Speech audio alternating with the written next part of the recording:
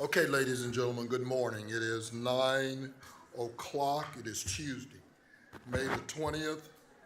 The Dallas County Commissioners Court will come to order.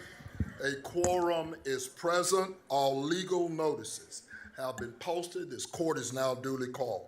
Can I get a motion to open the court? So move. Second. Got a motion, a second. Is there any unreadiness? All those in favor, let it be known by the usual sign of voting. Aye. Those who are opposed, same sign. Chairs in the affirmative. Bailiff, would you please open the court? All rise. The Dallas County Commissioners Court is now in session for the May 2025 term. The Honorable Commissioner John Wiley Price presiding. Please remain standing for the invocation. Our invocator today is a guest of Judge Jenkins, but Commissioner Sommerman is going to do the honors. You're so inclined. Go ahead, I'm sorry. If I may, I'm going to introduce you. Y'all meet Reverend Jeremy Rose. He returned to Dallas in 2018 from Colorado, where he had most recently served as an executive pastor for a non-denominational church. He also served local churches as lead pastor, youth pastor, and care and counseling pastor. Reverend Jeremy was a law enforcement chaplain and the chaplain for the local rodeo for 10 years. Reverend Jeremy has a Bachelor of Arts degree in Christian ministry and psychology, a Master's of Divinity, a Master's of Pastoral Counseling, is a certified law enforcement chaplain, and a certified conflict mediator. Outside of the Cathedral of Hope, Reverend Jeremy is on the board of directors for the South Central Conference of the United Church of Christ and is the chaplain for the world-renowned Turtle Creek Corral. Reverend Jeremy grew up in Ennis and served in the Air Force in Europe before living in Colorado. During his free time, you might find Reverend Jeremy and his wife, Mitzi, enjoying a lovely afternoon by the pool. If you're so inclined, let's pray. Gracious and loving God, source of all wisdom, we gather today with hearts full of gratitude for the privilege to serve the people of Dallas County. We thank you for the diverse tapestry of communities that call this region home, for the voices that shape our shared vision, and for the collective commitment to justice, compassion, and equity. As we stand in this space of decision-making, we ask for your guidance to illuminate the path forward, that every word spoken and every action taken here may reflect the sacred responsibility of stewardship entrusted to these leaders. Holy One, bless the commissioners, judges, staff, and all who labor in service to this county. Grant them clarity of mind, courage of conviction, and humility of heart as they navigate complex challenges. In moments of disagreement, instill in them a spirit of respect and collaboration. In moments of weariness, renew their strength. May they never lose sight of the faces beyond the policies, the families seeking safety, the neighbors longing for dignity, the children deserving opportunity, and the vulnerable who depend on the mercy of this court. God of justice, stir within this chamber a passion for righteousness. Where there is inequity, inspire creative solutions. Where there is division, nurture bridges of understanding. Where there is despair, let hope take root. Guide these leaders to prioritize the common good, to protect the marginalized, and to steward resources with integrity. May their decisions echo the ancient call to act justly, love mercy, and walk humbly in service to all. Finally, divine presence, we pray for unity. Unite this body in purpose, that despite differing perspectives, they may find common ground in their care for Dallas County's people. Bless their deliberations with grace, their actions with compassion, and their hearts with unwavering dedication to building a community where every person thrives. We offer this prayer in faith, trusting in your boundless love and the collective goodwill. Amen. Amen. Thank you. Thank you, Pastor.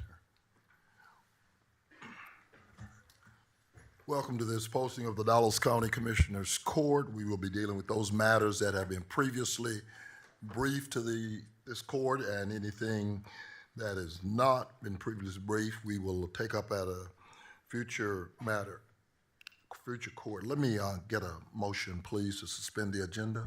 So move. Second. Got a motion and a second. Is there any unreadiness? All those in favor, let it be known by the usual sign of voting. Aye. Those who are opposed, same sign. Chair is in the affirmative. Mr. Martin, I would ask the Dallas Central Appraisal District to come forward so we can get them in and out. And I'm sorry, Aaron, I didn't give you a heads up on that. So I think just while he's getting you queued up, will you just introduce you and your team for the record? Yes, Commissioner. Please.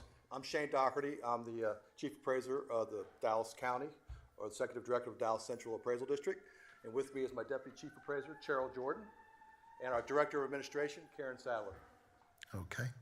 And that straggler on the right, Ms. Sadler? Our Chairman of the Board. No, I was just talking about Mr. Raines, but go ahead. Mr. Ames. He's the Chairman of our board. I Mr. recognize. Madrano's behind us. He's also on our board. Yeah. Medrano? Okay, thank you. Proceed. Okay. Yeah, we've been very busy, not as busy as in past years. The market slowed down. It's still a positive market in Dallas County. This past year, the next slide will show you what we've done in our residential division. Do I have the PowerPoint? Okay, perfect. I'm in control. Interesting. Okay, so we have approximately 650,000 residential properties. For 25, we targeted 230,000 approximately that were targeted for reappraisal that our assessment levels weren't at market value. Around 2,065 neighborhoods were in that reappraisal effort. We have over 5,500 neighborhoods within Dallas County. Also, we have what we call a capped homestead on 348,000 of the residential properties that have homestead exemptions. They have a cap value that's less than their market value, and they recalculated 10% a year till they meet the market value. And there was 348,000 that were capped last year, and those automatically will get notified as that increase in taxable changes. It may not have a change in market. We actually, in the Senate Bill 2 and the 88th legislation, now properties that are less than $5 million that are non-homesteaded accounts have a circuit breaker of a 20% maximum, which we can raise. We have actually 73,000 residential properties that were less than $5 million that didn't have a homestead exemption that had a circuit breaker cap. And again, those recalculated 20% until they meet the market value of the property. All of those were notified as their increase in taxable value went up. So while we only reappraised the market value of 230,000 properties in the residential division, actually there was 547,000 of the 650,000 properties that actually had either a market value or taxable value change. 80% of the file basically went out and were notified of those changes. Building permits, we work all building permits that are issued in 31 cities across Dallas County. We had 7,000 approximately new construction permits, which was up 10% from the prior year. Now I'll shift over to the commercial division. We're looking at every large improvement market area in the county. Look at the office buildings. We are seeing a decline in the office building market right now due to the current interest rates that are out there, and a lot of loans are coming due in the office market, and vacancies are at an all-time high, like a 20-year high across the Metroplex, and it's all situational. Uptown may not have that type of issue compared to CBD. Las Colinas may not have as big an issue, or Preston Center may not have the biggest issues as Las Colinas, but we look at all those major market areas, and we are going to see a flat to down market in the office. It's the only market that's really down in Dallas. But year to year, CBD, where are we? Year to year? It's down slightly because of the occupancies are down. And a lot of these buildings that were purchased in the last 10 years, notes are being called, and some are going back. And we're starting to see that trend right now. It's going to be, we think our office values will be less when we certify on July 25th than they were last year. Are they, I'm noticing a large conversion in CBD. Right. How is that impacting what's going on in what I'm calling residential versus commercial? Right. As you know, over the years, there's more people that are now living in Dallas, and they are converting a lot of the spaces, those commercial spaces, to residents because it's a bigger demand. There's just not an with the COVID and people working remote and the ability to do this, there's just not as much demand for office buildings. So we are seeing transitioning in these buildings in Dallas, really across the Metroplex along the Trinity, in downtown, where office commercial properties are being retrofitted to residences, which is good for Dallas. I mean, it's a good use of those facilities. So we're watching those, and many are being turned into condominiums and sold. So that's the one market across the Metroplex that's really down. Everything else is positive. Could I go back to that previous slide? You said about 540,000 homes were re-evaluated, as it were, reappraised. What is that on a percentage basis of homes? 80%. Thank you, that's Right, yeah. 260 actually had a market value change, which is around 33%, but 80% either had a market value, taxable value change of the roll, of the 650,000. Thank you, It's sorry. an increase over time, isn't it? Yes, we're trying to estimate what you can sell your property for as of January 1 in its current condition. And if we don't feel like we have an acceptable assessment level, and we will target those for reappraisal to establish what you can sell your property for January 1. The price points have flattened out in the residential market. We saw unprecedented growth for 3 or 4 years, 20% increases in appreciation. Right now, because of the interest rates still being at 6 to 7%, the price points have remained flat. So homes for a price per square foot generally are selling the same price per square foot as they were last year. So we're not reappraising them because our values are accurate reflection of what they would sell for. We're not really seeing a decline in values. We're just seeing a flattening out of the price points for most residential properties across the Missed Midwest. my opportunity. Yes, well, every year, it's still a strong market. I mean, we're still having population and job growth, and there's going to be no degradation in the Dallas County for years to come. This would be the last place in the country, in the world, I believe, that we'd see some kind of downward trend, and the world would be in a whole lot of hurt. So to me, there's nothing but upside here, and it's a great place, great community to be in. And the real estate investment trusts, institutional investors, foreign governments all know that. They want a piece of Dallas County. And then, so commercial, let me go back here. We're still seeing retail. We're seeing increases in the retail. You all see that. You go through, see the retail strips. Almost everybody's full. You see names coming, bigger names coming in. We're seeing some slightly downward trends in hotels, but it's still positive. We're just not seeing the big increases that we saw the last couple years, but the market's still up. Industrial, which are the warehouses, big. We're right here on Interstate 20, I-35. We have the intermodal port in South Dallas. It's huge. We're right in the middle of the country, so the demand for our industrial, our warehouses remains strong.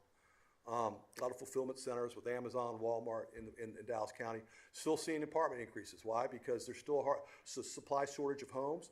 The interest rates are up, so there's still folks that want to live in apartments, and we're seeing those apartments being built across our communities, and there continue to be a strong demand for apartments. But primarily in certain areas. Right, right or wrong, or good or bad, they're Class A apartments. A lot of the Class C apartments, due to the areas being regentrified, those are being torn down, and a higher product is being built.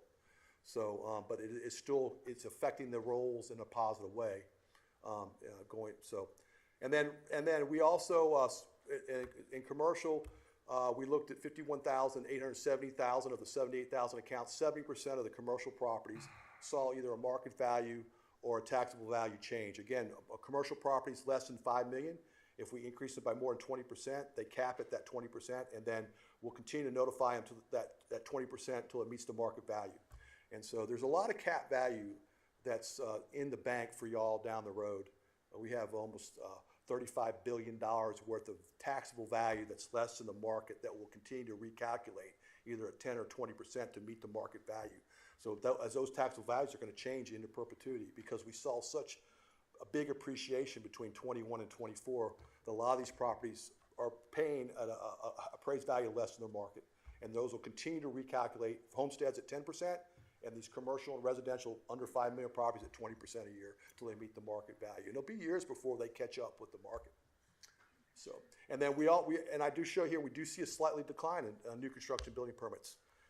And that's because, again, the commercial lending rates are up. And there's some hesitancy of people to build right now. Business personal property, all business personal property assets are looked at every year. We'll notify everybody. A lot of folks don't know. We have the tenant accounts, which are those that are in office buildings. Our field accounts are in the retail strips, the office showrooms. Assets used in the course of business are taxable in Texas. We have leased equipment companies that we put on the appraisal roll. Aircrafts are taxable if they have the fixed base operators are located in Dallas. We have special inventory, utilities and pipelines, telecom companies. One of our largest taxpayers, Encore. And then they are required to file a rendition annually. We get about 50,000 renditions annually from the business purpose properties. If you don't render annually, then you're subject to a 10% penalty on your property taxes. The big thing that you'll see too initially on your roll, you'll see a really big increase in your taxable value for business personal property, because the inventory that are in warehouses that turn within 175 days are subject to being exempted under a Freeport exemption, and we have to take those off every year and put them back on, and they have to file that Freeport application. So you'll see a big spike in your taxable value on your business personal property roll, but as we process those Freeport exemptions, that taxable value comes in. Again, those are inventories that turns within 175 days in these warehouses are exempt. So, and then we have some interstate allocation issues. Southwest Airlines, one of our biggest taxpayers. And your Freeport zones are how many? You know, Freeport applications of the, I would say we're getting, I want to approximately, this is not the Freeport zones, these are Freeport exemption applications. okay. It's about 15, I would say about 15,000 properties, or they get their inventory exempted. We still pick up the other assets within that business, but just that inventory is exempted.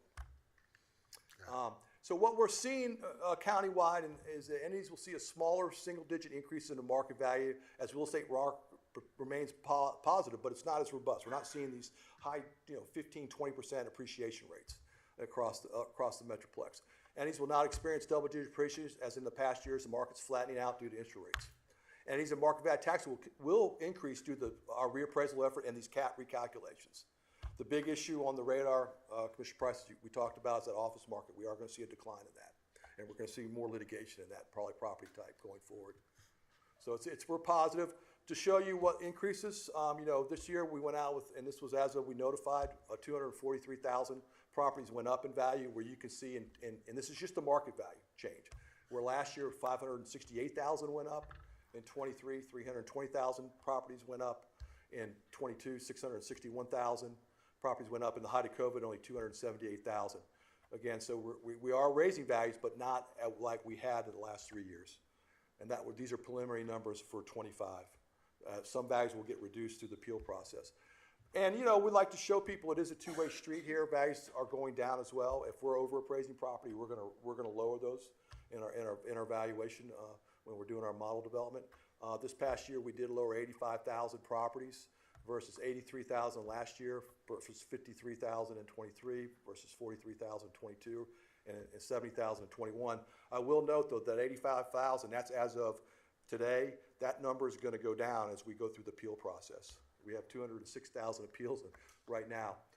We notified everybody that has an ownership change, any new account, anybody that renders their value in business personal property, you get a notice. So this year we notified 773,000 properties. Our files is approximately 850,000 accounts. So we're basically notifying everybody across the Metroplex. Even if we don't send you a notice, we do put your appraisal notice and your protest form on the website where you have access to it. And everybody has a right to protest, regardless of whether you get a notice or not. Is it the market that's showing the market increase? Yes, it's more, the big notice count for us was the 260,000 market value changes, which got a notices, but it's all those properties that are capped. Those 350,000 properties that have a cap value and appraised value less than their market, they recalculate and they get a notice. So the larger percentage of notifications is the market value remained the same, yet their cap value was recalculated up to 10%, and they are notified of that taxable value increase. And then here's our protest. This was as of Friday. We had 195,000 protests down here in the far right corner. We had 206,000 protests last year. As I left the office today, we have 206,000 protests in the pipeline right now. We still have 2 more protest deadline dates. So might anticipate, Cheryl and I and Karen were talking coming over. We think we're probably going to end up with probably 220,000 protests. And you can see this historically. Back in 2017, we had 126,000 protests. In 2018, 138,000. Then in 2019, 199,000, then 178,000. They just continue to grow, and that's where our staff is needed to get you a timely and accurate appraisal roll. We have to have less than 5% of the value not in dispute by July 25th to certify the appraisal roll. And we have to have these hearings. If we can work out with the owner or the agent, there's no need for your formal hearing in front of the appraisal review board. But if we're unable to come to an informal settlement agreement, then you have the opportunity as a citizen of Dallas County to present your case to the appraisal review board. But what percentage of them, Mr. Director, what percentage of them do you work out, though? I'd say 60%. 60% of the property owners, and of that, there's an element of people that never even come in. They file a protest and don't do it. So I would say probably we're working with about 80% of the people, 100% of the people are coming in, and we're working with them. Of those, about a little bit higher percentage are getting adjusted, but overall it's about 60% of the people we work with, we see some type of adjustment. And what we tell our staff is, when we put your appraisal notice in the mailbox, we're not to defend what's in the mailbox, okay, what we've notified.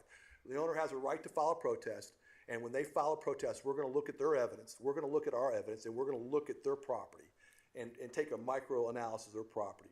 When we're doing our reappraisal, we're model builders, we're mass appraisers. We're trying to predict what the unsold property would sell for based on sold. But when you file a protest in a property, we're going to take you down a path, and we're going to look at your property, try to find the best comparables, look at your evidence and our evidence, and if the value needs to be adjusted, we're going to adjust it. So for all the people that, protest, Right. Please follow up with your protest. Chances are you can get a reduction if you follow up. Right. Correct. So, Yeah. and I know the protest time was May 15. Right. We added everywhere in the. Yeah, there's a lot of stuff on the radio. We have over 206,000 to date, but it's important that you avail yourself to the system. And if you don't believe we have an accurate assessment, you should of what you could sell your property for, you should file a protest, and we're going to provide you the evidence that we used. We're going to look at you, and if it's wrong, we're going to fix it. It's a very good property tax system here in Texas. It looks like there's a huge increase in the use of consultants. Yes, I think that's just kind of a new norm, and our commercial protests remain flat. BPP the same every year, but we're seeing a lot more residential homeowners hire third-party consultants to represent them for property tax. It's big marketing. It's just like lawyers. It's a cottage industry. No question about They it. send the paperwork, and people think, hey, but I'm going to tell you something. When you look at that and you look at the average on it, it's kind of de minimis. That's my opinion, between what the consultants get and what you could go do.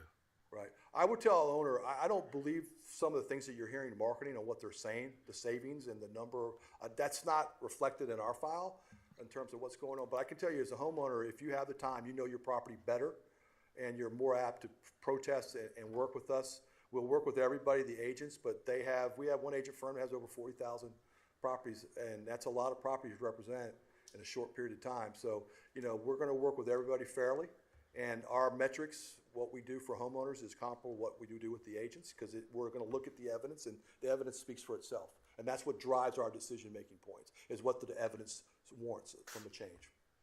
Okay. And then just, I will say here, so what's the values doing? Right now, we gave the preliminary rolls to taxing jurisdictions on May 13th. Cheryl helped with that process. Right now, the market value in Dallas County overall is up 10.31%. Taxable value is up 15.23%. But keep in mind, this is the preliminaries.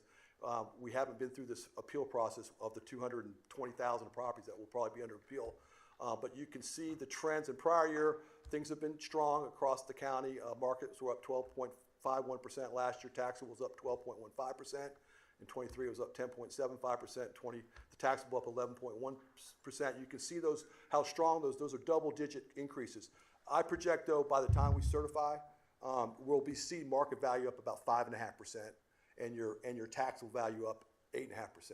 We'll lose that market value. So this is the trend where we're seeing single-digit market value, low single-digit market value increases, and high single-digit taxables. Whereas you can see from 22 through 24, that wasn't the case. Everybody was seeing double-digit increases. The market's just flattening. It's just flattening out. It's still positive, though. There's a lag time on that. Yeah, there's a little, Relationship between yes, the two. there's a little bit of lag time, exactly. Yeah, exactly. So it's, but we're still in a great community, and we're going to continue to see the appraisal roll in a positive direction, just not we're not seeing those big, robust 20% appreciation rates. So that's it. Okay, I think we've asked the questions as we've gone along. Thank you and your team as usual, Okay. and for always being accessible, okay? Very much And appreciate y'all's support. thank you so much to your team, of course, Mr. Aim and his team. Right. I mean, I have to say, this is a town hall that I have every year, and every year we get more and more attendance. And like all my colleagues say, this is something that affects us all. So if you protest this year, you're taxes, please follow up. You have a good chance of getting a reduction. Thank you. Thank you. Thank you, Shane. Thank you. Thank you. Okay? Thank you. Yes. Yes. Yeah, we'll pull the presentation so make sure that everybody gets them. Okay. Thanks for having us. Thank you. Next is the Texas Flood Awareness Week. Will that delegation please come forward? I understand Melissa Gendro, is it with the Texas Water Development Board? Is she, okay, wow. Come on down.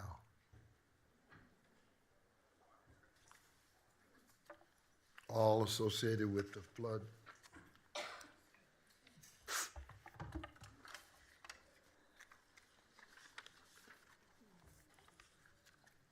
And this resolution reads,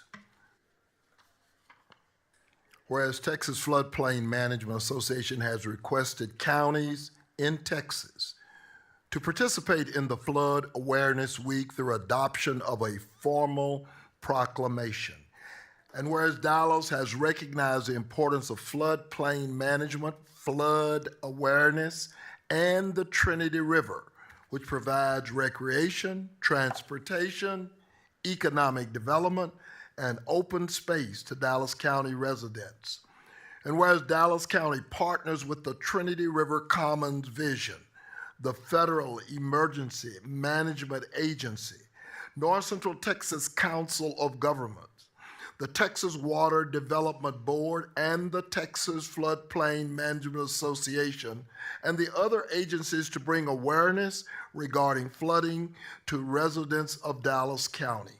And whereas Dallas County is a member of the National Flood Insurance Program and has been since 1981, saving residents fees on flood insurance and providing eligibility for grant funding related to declared flooding disasters.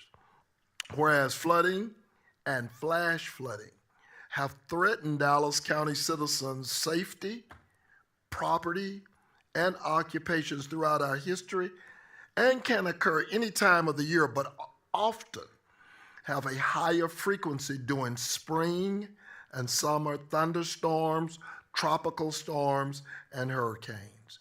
And whereas Dallas County has continuously taken a proactive role in floodplain management and flooding initiatives through the interdepartmental efforts, including Dallas County Inland Port Flood Planning Study. And whereas the state of Texas, Governor Greg Abbott has proclaimed the week of May 19th through the 23rd, 2025, as Flood Awareness Week in Texas.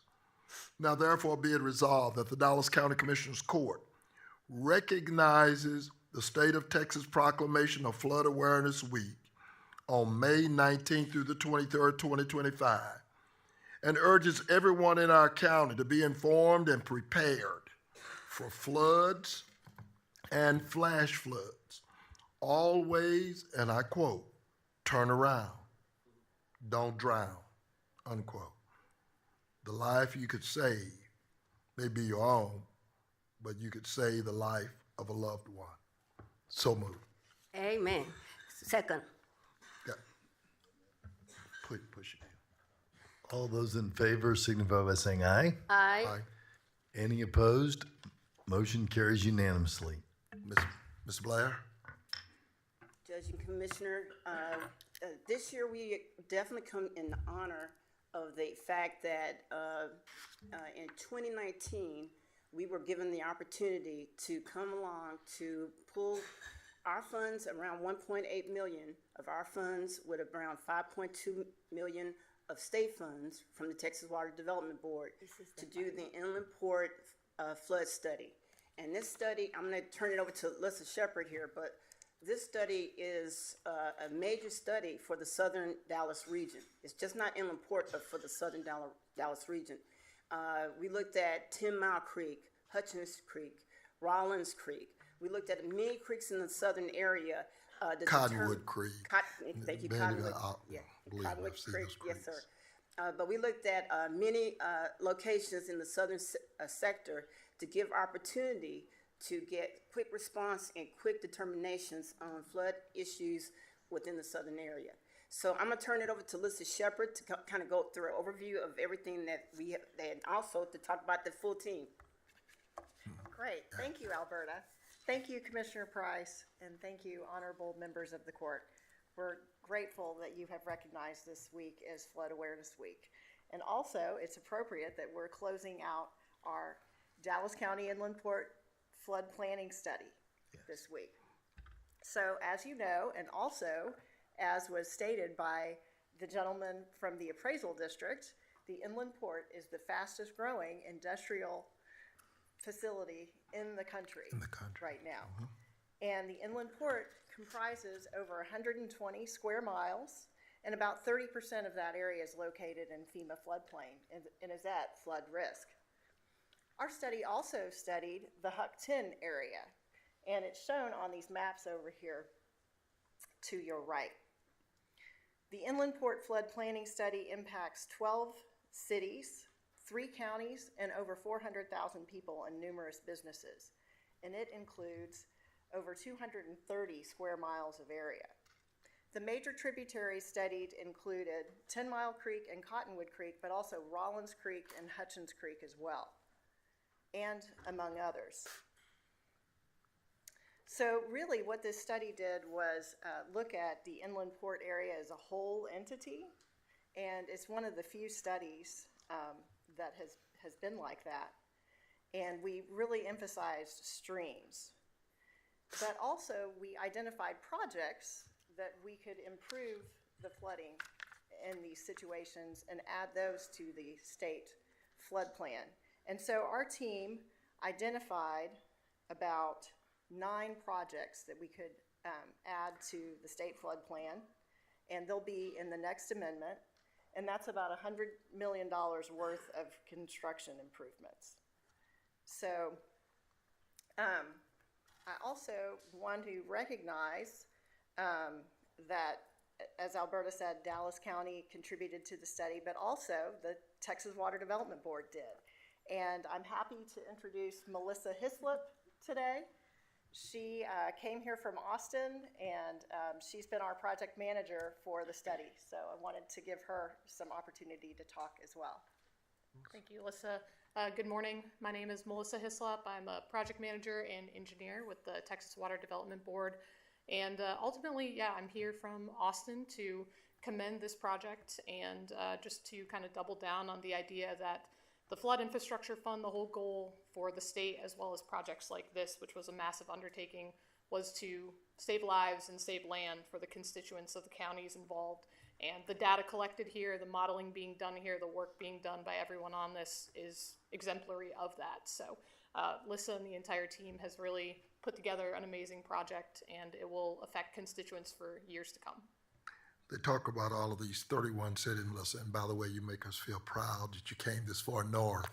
I tell people all the time, water flows south, and they primarily, unfortunately, the way I read this legislation, it was what I call coastal legislation. It was primarily for the coast, for the flooding and the hurricanes and all. But what we did as an applicant and became eligible, was able to demonstrate tributaries that had not been mapped. It's almost since I've been here, okay? That's a long time. So thank you. It helped us, but you talked about lands, recovering lands, but life, moving structures, moving thoroughfares. And to our consultants and all, they assembled a great team. And I just want to say to Public Works, we had hearings in every one of my cities. We had hearings in common places. And I don't know how many hearings. I don't think there was anyone we missed in terms of hearings. We did everything. And so we know that you're going to go forward with those 9 projects and make sure that we're going to get funded. That's not a me decision. Okay. No, I mean, no pressure. No, we at the Texas Water Development Board, you know, our whole goal is to support every constituent that we can, every project that we can.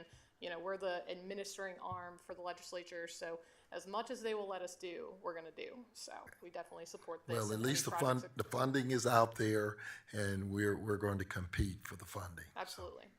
Absolutely. Thank You you. will be sharing that report, right? Oh, it's Yeah, it's we've coming. already published it. Yeah, we've already published that report. Yeah, we published it and we've submitted it, and I'll make sure the rest of the court didn't. Share it with the rest of us, that's all. No, Okay. No, I thought and I it's did. in competition, and it's going to be one of the projects that is going to be looked at nationwide, not only in Texas. We'll share that. Okay. Consultants are here, and that team. I can't say enough about them. Melissa. Yeah, thank you, Commissioner Price, for mentioning our consultants. We had the best consultants on our team. In fact, throughout the history of the project, two of our lead engineers were recognized for being Engineers of the Year in their professional groups. So I want to recognize Ron O'Connell. He's with APM. He was the lead consulting engineer. Today we also have Jared Overby and Wakar Fatima with Half Associates. They're among the crowd here. And Wakar is one of the engineers I was mentioning earlier that was recognized by the professional development group. And then also Julie with Nathan D. Meyer Consulting Engineers, Julie Jones.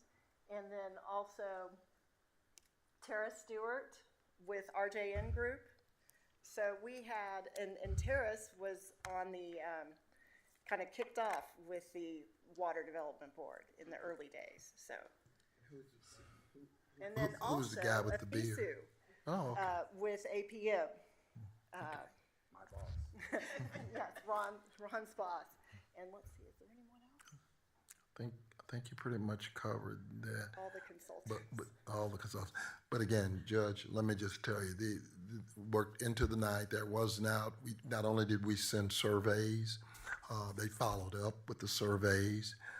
We had hearings, like I said, in every sector in my district. Was the Commonwealth South Dallas Government Center, several of those, two of those. So I just want to say thank you to the team and all that has made it come to fruition.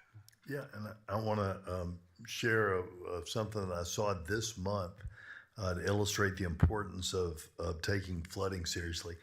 I was giving a little talk to the young men at the Male Leadership Academy at Fort Worth ISD in the Stop 6 neighborhood when a flash flood came upon that area. And even to get to my car, there was no way to get back to my car without my feet being underwater. We slowly began to go through the neighborhood, which lacks some of the flood mitigation infrastructure that you would hope. I'm sure they're working on that. Called drainage. But as we got back to the highway, I'm sure I and many others were trying to figure out, can we drive through this? In front of us, a big truck, I think it was a Ram 1500 truck, went through a intersection to try to get back to the highway and stalled out. It turned out to be so deep that not only could a car not get through it, but the truck couldn't get through it. Luckily, he did not, we all stopped, tried to figure out what we could do to help the guy. Luckily, he didn't begin to slide off the road or anything. But that just goes to show you, this was very close to a highway where we're getting back on the highway to come back to Dallas. And you would think, maybe people might think, oh, well, the roads near the highway, those are the ones I can drive through the water. There's never really a safe place to go drive through the water. That guy was okay. We stayed there until the fire folks got to him. But I'm sure his truck was probably, if not totaled, his truck was badly damaged by the fact that it stalled out by taking in water. So really want to encourage people. We lost an officer a few years ago, SMU police officer responding to a call who went over what looked to him perhaps to be a small amount of water on a bridge, and it swept him off the bridge, and he didn't make it. So everybody, please take that seriously, especially with the rains now. And there is I just pulled up your report. And there's also one from Atlanta, so you can kind of see across the country what people are saying. But thank you very, very much for doing those kinds of things so that we can make better decisions up here. Okay. Y'all want to come forward? Thank you.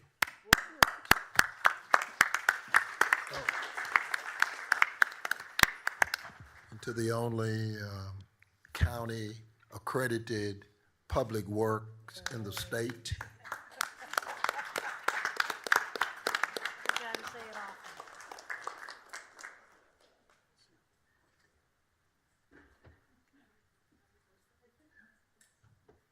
Yep, they all fit.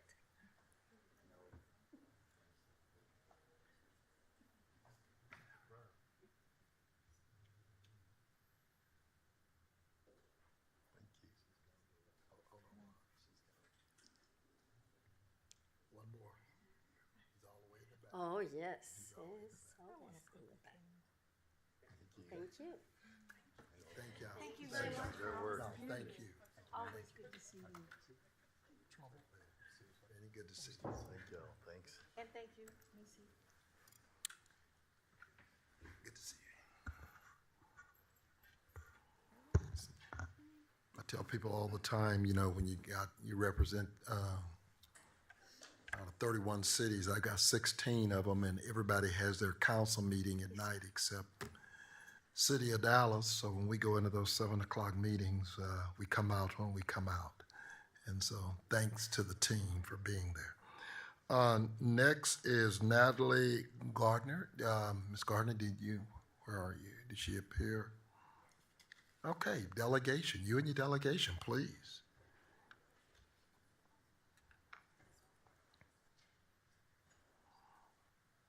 Hi.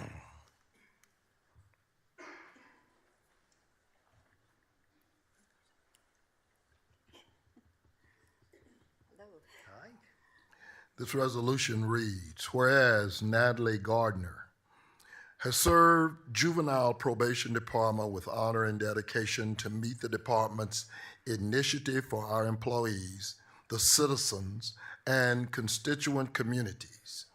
And whereas Ms. Natalie Gardner was born in Dallas, Texas, to Mr. Harold and Charlene Gardner, and attended MacArthur High School. And whereas Ms. Gardner began her career with the Juvenile Department on March 13th, 1985, where she served as a clerk with the Probation Satellite Office at District 1, and until she was laterally transferred and moved to District 9 on November the 9th, 2002. And whereas Ms. Natalie Gardner laterally moved to Placement Services on November the 1st, 2004, and has remained at this location until her retirement. And whereas Ms. Natalie Gardner will share and enjoy her retirement with her mother, Charlene Gardner, her brother and sister-in-law, Charles and Tracy Gardner, and nephew Kevin, Garrett, Tanner, and Tyler. And whereas Mrs. Natalie Gardner has served Dallas County Juvenile Department for the past 40 years with the utmost professionalism, integrity, dedication, respect, and compassion for others. And whereas Ms. Natalie Gardner will be remembered as a person that takes pride in her work, her extraordinary attention to detail, and going above and beyond to ensure that any record or document she was responsible for or viewed was as accurate as possible. The county and the Juvenile Department acknowledge and appreciate her dedication. We extend our congratulations and best wishes as she begins this new chapter in her life. Now, therefore, be it resolved that the Dallas County Commissioners Court does now, and with a great sense of resolve, convey its best wishes to Natalie Gardner as she celebrates 40 years of service in Dallas County and makes her way toward a well-deserved retirement. And I so move. Second. All those in favor signify by saying aye. Aye. Aye. Any opposed? Motion carries unanimously.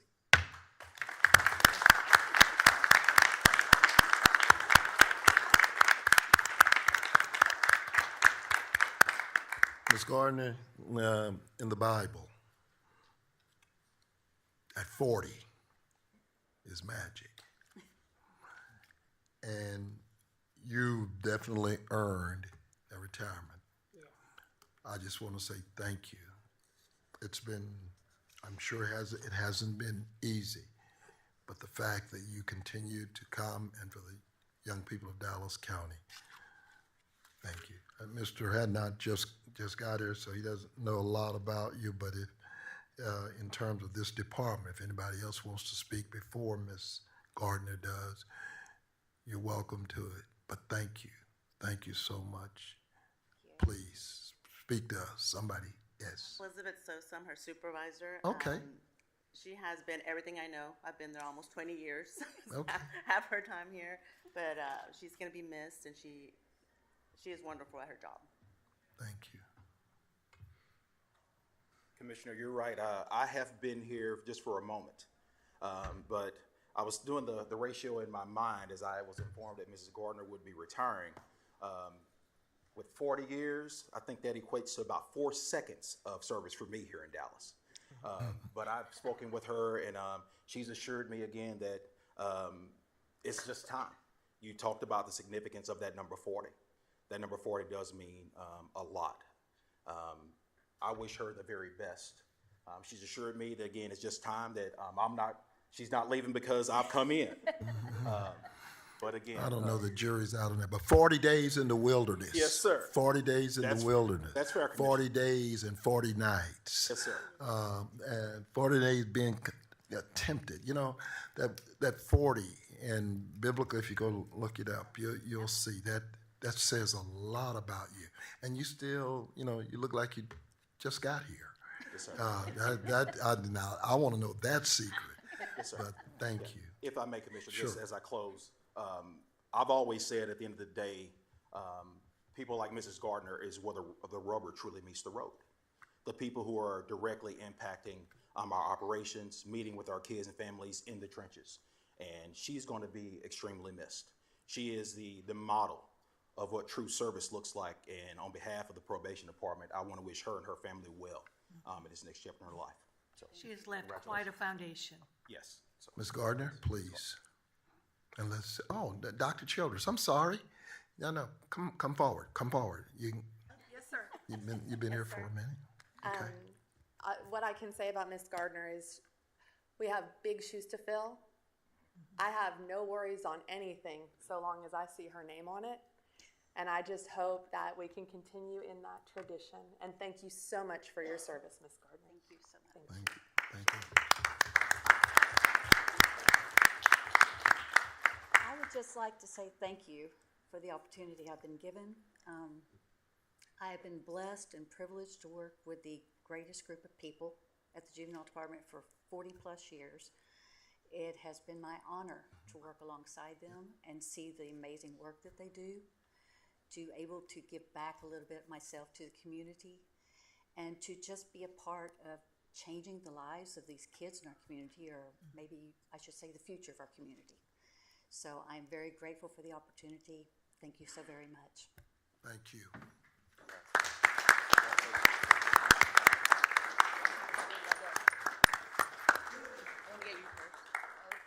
Taylor. I want to take one of her first.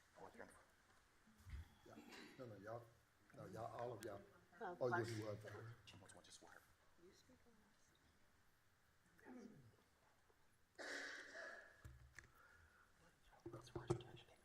Now everybody together.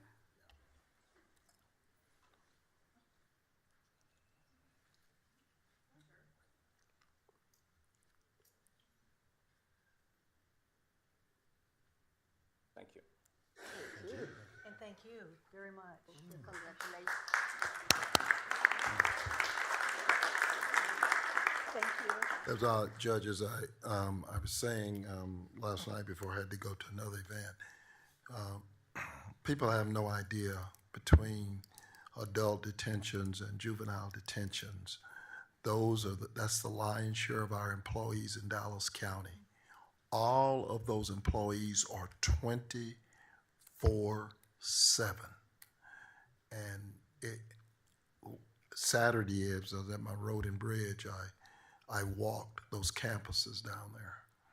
I usually pop up, but I walked the campus, and those individuals, regardless of whatever is going on, they're charged with maintaining decorum with young people, just like adults, who really don't want to be there.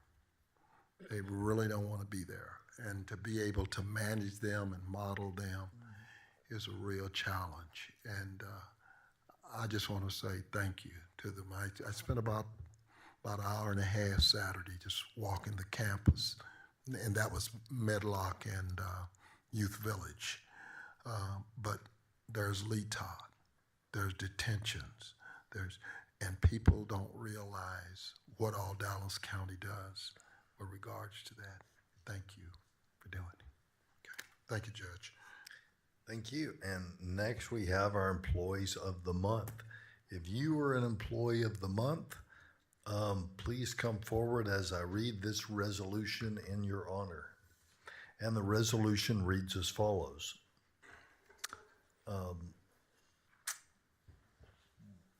Whereas, sorry about that. Whereas since 2012, Dallas County has recognized outstanding employees through our Employee Recognition Program.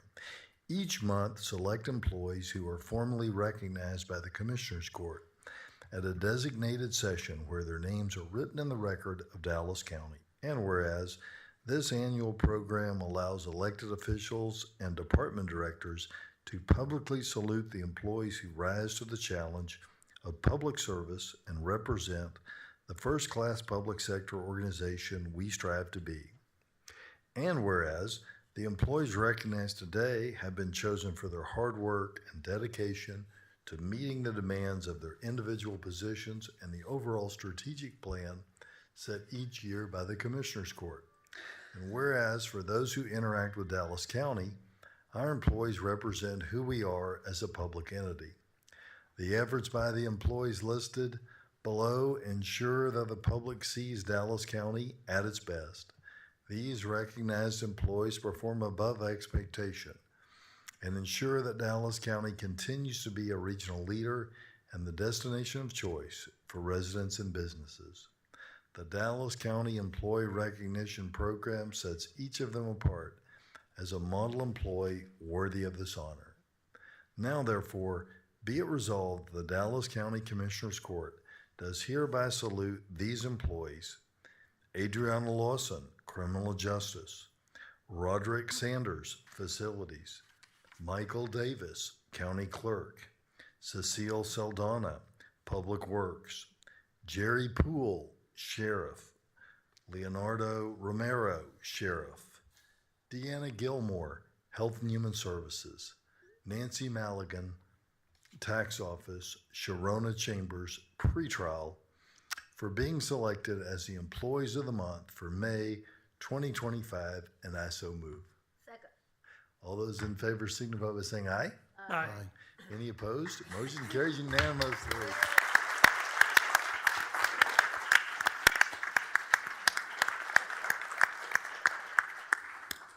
Would anybody like to say anything before we come up and take a picture? Anybody? Well, come on up. Let's take a picture then.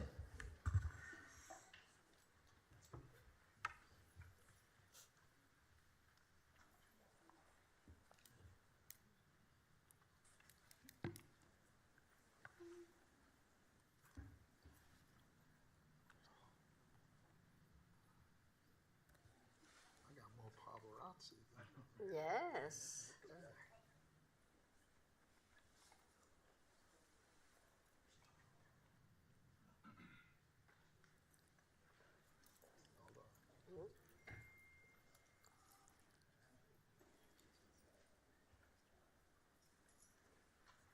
Congratulations to all. Thank you for all the work you did.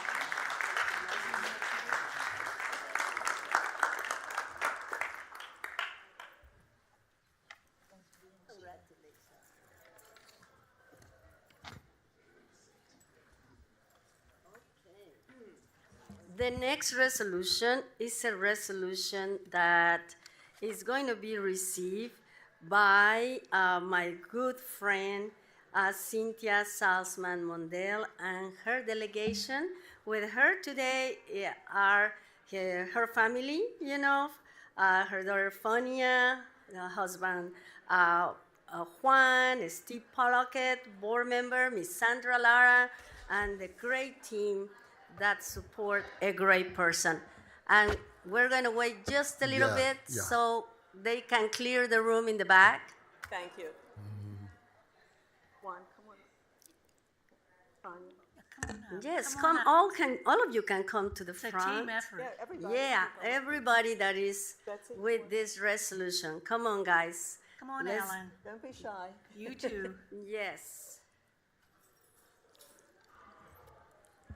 Talking about Cynthia Salzman Mondale, it's humbling because Cynthia is not only an award-winning artist that has won, high prestigious recognition, 2 Lone Star Emmys, Women Field Topaz Award.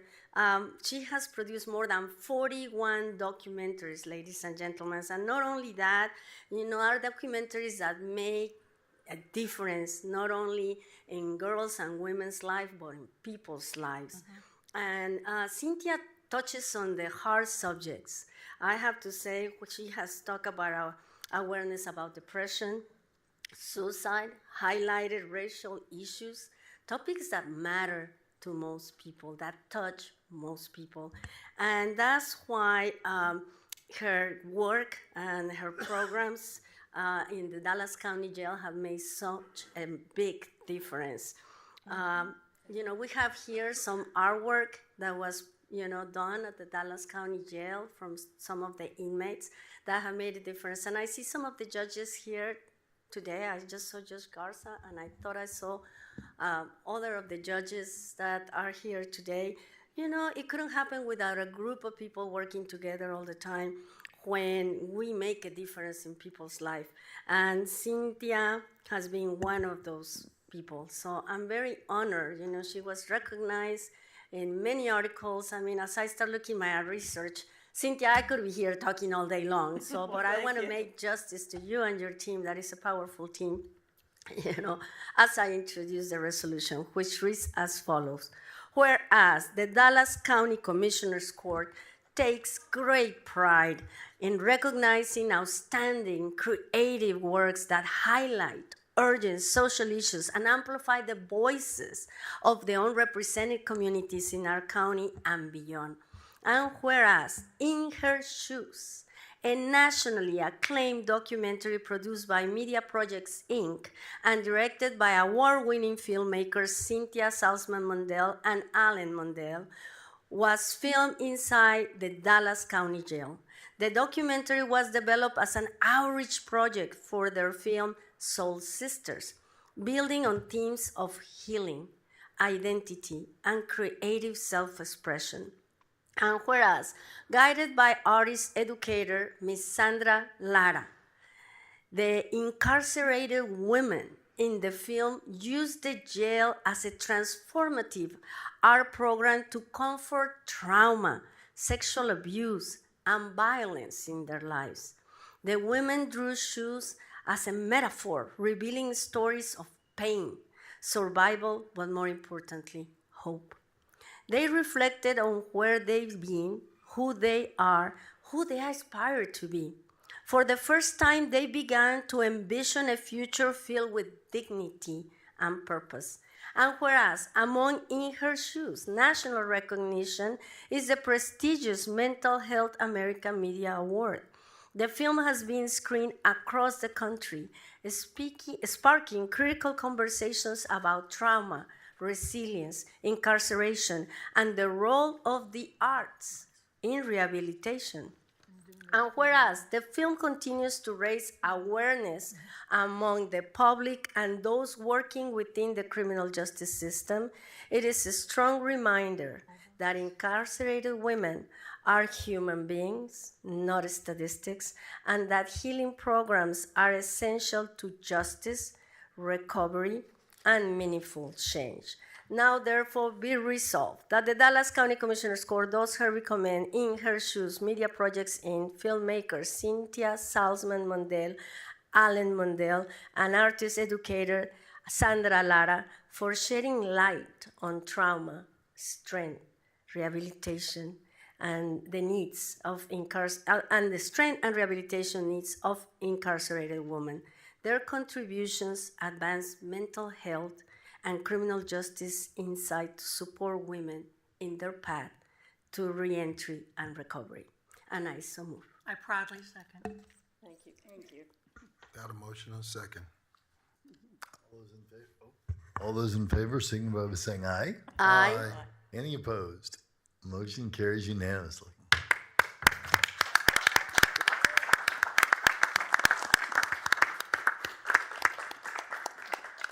Cynthia, Ms. Lara? Well, I think for me, the proclamation says it all, but it's an incredible honor to receive this proclamation from the Dallas County Commissioners for my documentary film In Her Shoes. And it's better than an Academy Award, because an Academy Award, you go home with a gold statue.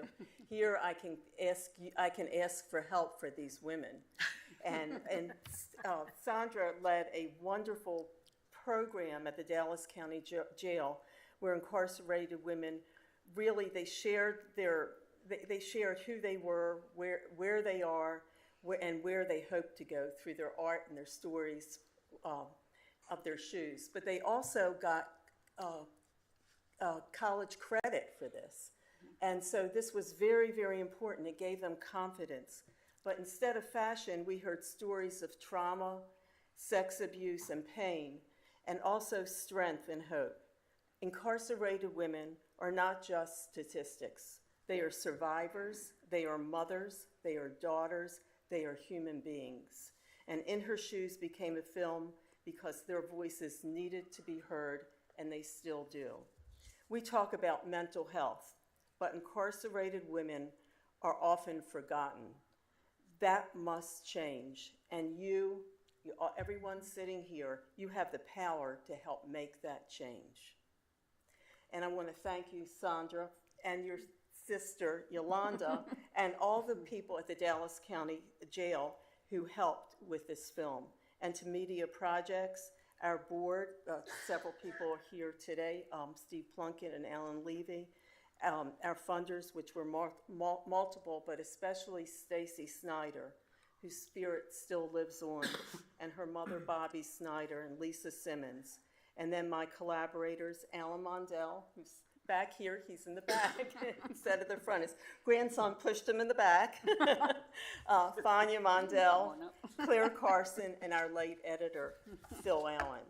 And to the judges and the counselors and the advocates here, please use this film. Please screen In Her Shoes. Train with it. Create healing programs. Incarcerated women deserve more than a sentence. They deserve programs to re-enter society with skills and confidence. They deserve a second chance to stand independently on their own 2 feet in good shoes. Well, maybe great shoes. Thank you to my dear friend, Commissioner ELBA Garcia, and the Dallas County judges for this recognition. And I want to thank Sandra Lara, who I said we did the filming, she put in the hard work. Thank you so much. Did you want to say something? Thank you to everyone here for their respect, for showing the respect to all the ladies, and for the recognition, because they're the ones that really did the work for for bringing down their walls, for all of the work, and I really respect them they were really brave and courageous for this film. And Cynthia and I promised to push this film through, and they're the ones that really showed all their heart and their soul, and we wanted to promise them bring all of this film to, we were really pushing for them to you know, when we made this promise, they were really hoping to really make it as far as we possibly could, because they are a population too that a lot of their promises have never been broken in their life. So I wanted to make sure to really, that a lot of their work and their promises were not broken this time. Thank you, Ms. Lara. And we have a 1-minute short film, Mr. White, so our audience can see. There's more snippet If you want, you of can the go film. to inhershoesfilm.com. InHerShoesFilm.com for everybody else. And here it goes. Thank you, Mr. White.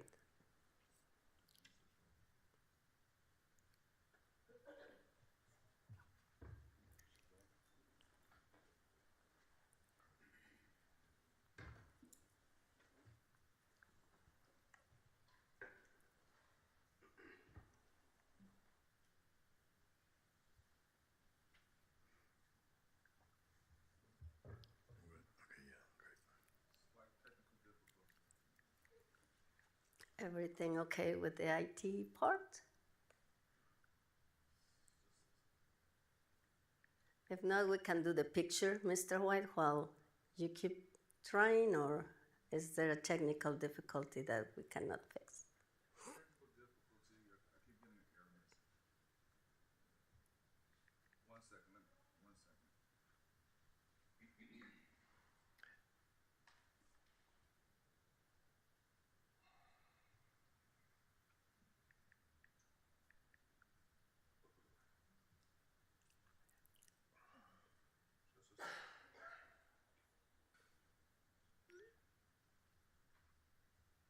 If you can only get it on the one behind us, we can just turn around. Does that help? That's what I was trying to do if we're having some issues here. Okay, let's go ahead and take a picture. Cynthia and... This is always the filmmaker's worst nightmare when I when the know. technical part fails. It's our nightmare too, don't worry about it. But let's take a picture with everyone and see if Mr. White, he's really good. I mean, can make it happen. Go ahead and I'll take it for you.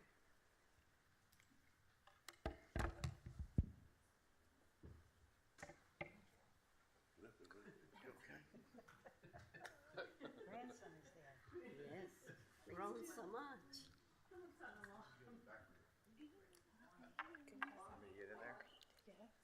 That's my son-in-law. He's shy. Okay, you're gonna have to do this. And Cindy, Why don't you just come on? one more.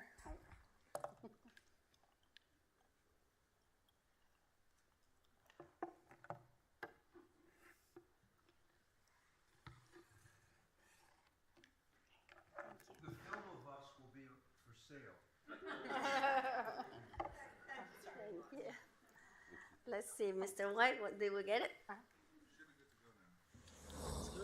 Okay, let's go. We got it? We got it. Excellent. Thank you, Mr. White. What do you got?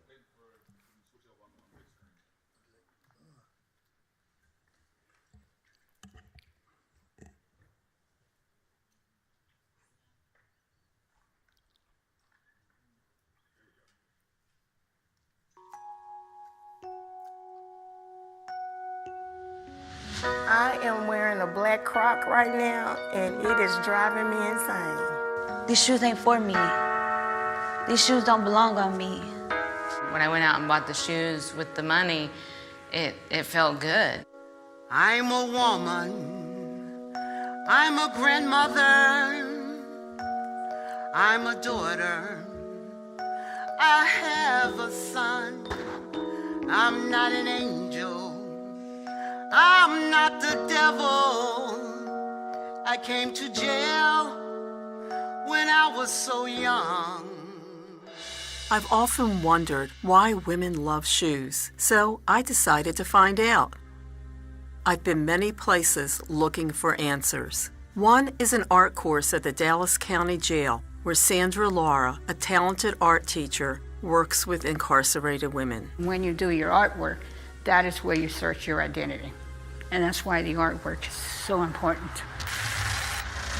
She teaches them to examine their lives through the shoes they have worn, the shoes they are now wearing, and the shoes they hope to take their next steps in. Once they keep working and working and see how they get better. Nurses Aid Academy was going to fund me to become a nurse, and then it happened to me, and I had to go to prison for murder.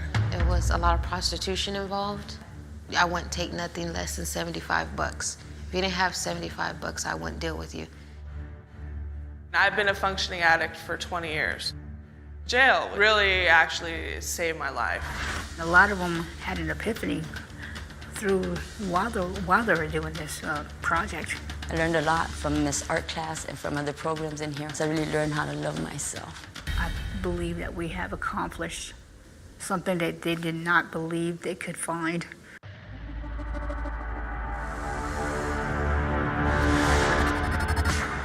When I get out, I would like to wear a pair of black heels with straps up the leg that make me feel like I'm a gladiator, strong woman. Please don't judge me.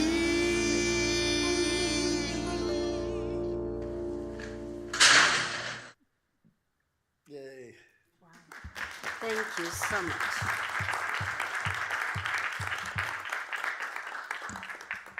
Thank you, Ms. Mandel and the team for everything you do. And that's why these programs are so important at our Dallas County Jail. Thank you. Muchísimas gracias, Ms. Lara. Thank you. Great job. Okay. Congratulations.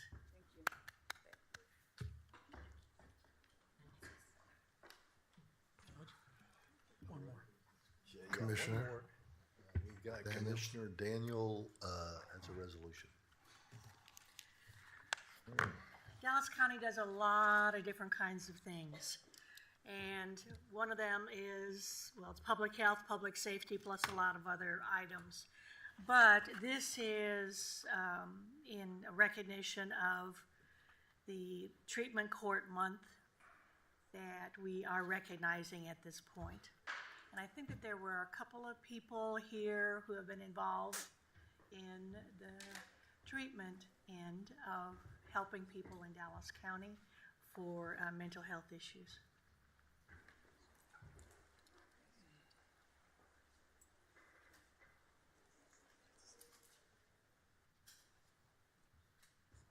Okay, come forward.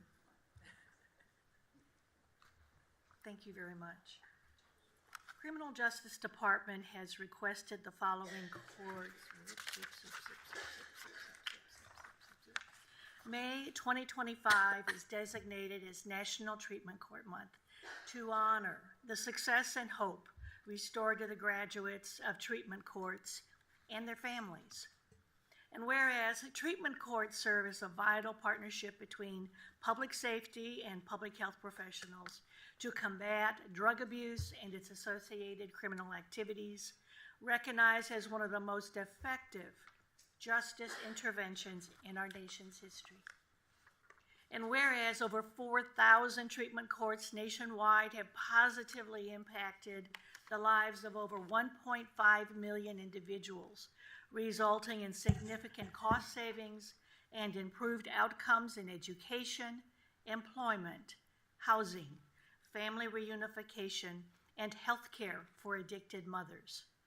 And whereas Dallas County's first drug court, the Dallas Initiative for Expedited Recovery and Treatment, or DIVERT, court founded by John Crusoe in 1998, focused on using the courts to keep individuals engaged in drug treatment and reduce recidivism rates. And whereas Dallas County is home to 14 certified adult treatment courts, tailored to the unique strengths and needs of the community, focusing on areas such as co-occurring disorders, reentry, mental health, DWI, substance use, commercially exploited individuals and veterans. And whereas the Dallas County Specialty Courts 530 Committee aims to foster team building, foster training, and recognize the hard work and dedication of treatment courts and our vendor collaborations. And whereas the success of Dallas County Treatment Courts is made possible through collaboration partnerships with key stakeholders, including the Judiciary, the Dallas County Public Defender's Office, the Dallas County District Attorney's Office, the Dallas County Community Supervision and Corrections Department, the Dallas County Criminal Justice Department, and various community treatment and resource providers. And whereas in 1995, All Rise, previously known as the National Association of Drug Court Professionals, initiated the sole national conference for treatment court professionals. RISE serves as a platform that brings together leaders in public health and public safety, collaborating to enhance treatment options for individuals with substance use and mental health issues who are engaged in the justice system. Regarded as the leading global conference on addiction, mental health, and justice reform, RISE will be returning to Kissimmee, Florida from May 28 through 31, 2025. Be showing their support and attending RISE 2025. Now therefore be it resolved that we, the Dallas County Commissioners Court, declare that Treatment Court Month be established during the month of May 2025 in recognition of the practitioners and participants who make treatment courts effective and for the significant contributions that treatment courts continue to make in reducing drug use and crime. And I so move. Second. All right, all those in favor signify by saying aye. Aye. Any opposed? Motion carries unanimously.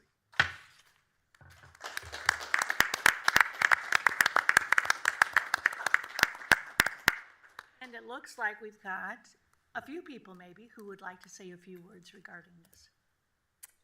I'll go ahead.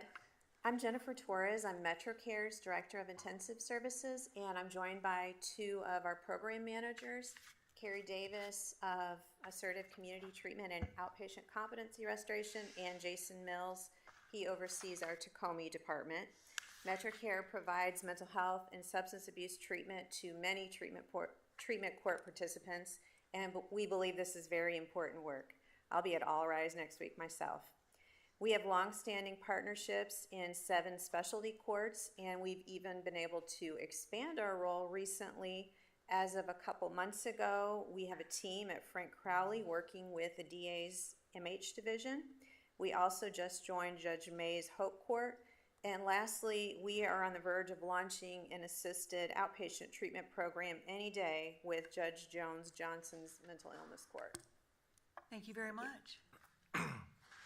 I see you, Judge. Judge Collins. Yeah, and they're motioning to each other. No, you go. No, you go. I'd just like to thank you guys for your continued support and for your recognition. Thank you very much. Yeah, good to see you. Good morning. Thank you, Commissioner Daniel, for that resolution. Commissioner Summerman, Judge Jenkins, Commissioner Price, and Commissioner Garcia. My name is Hector Garza. I'm the elected judge in the 195th Judicial District Court, but I volunteer my time presiding over Divert Court. The very Divert Court that Judge John Crusoe started back in 1998, then carried over by Chief Justice Robert Burns, and then I took over in 2018.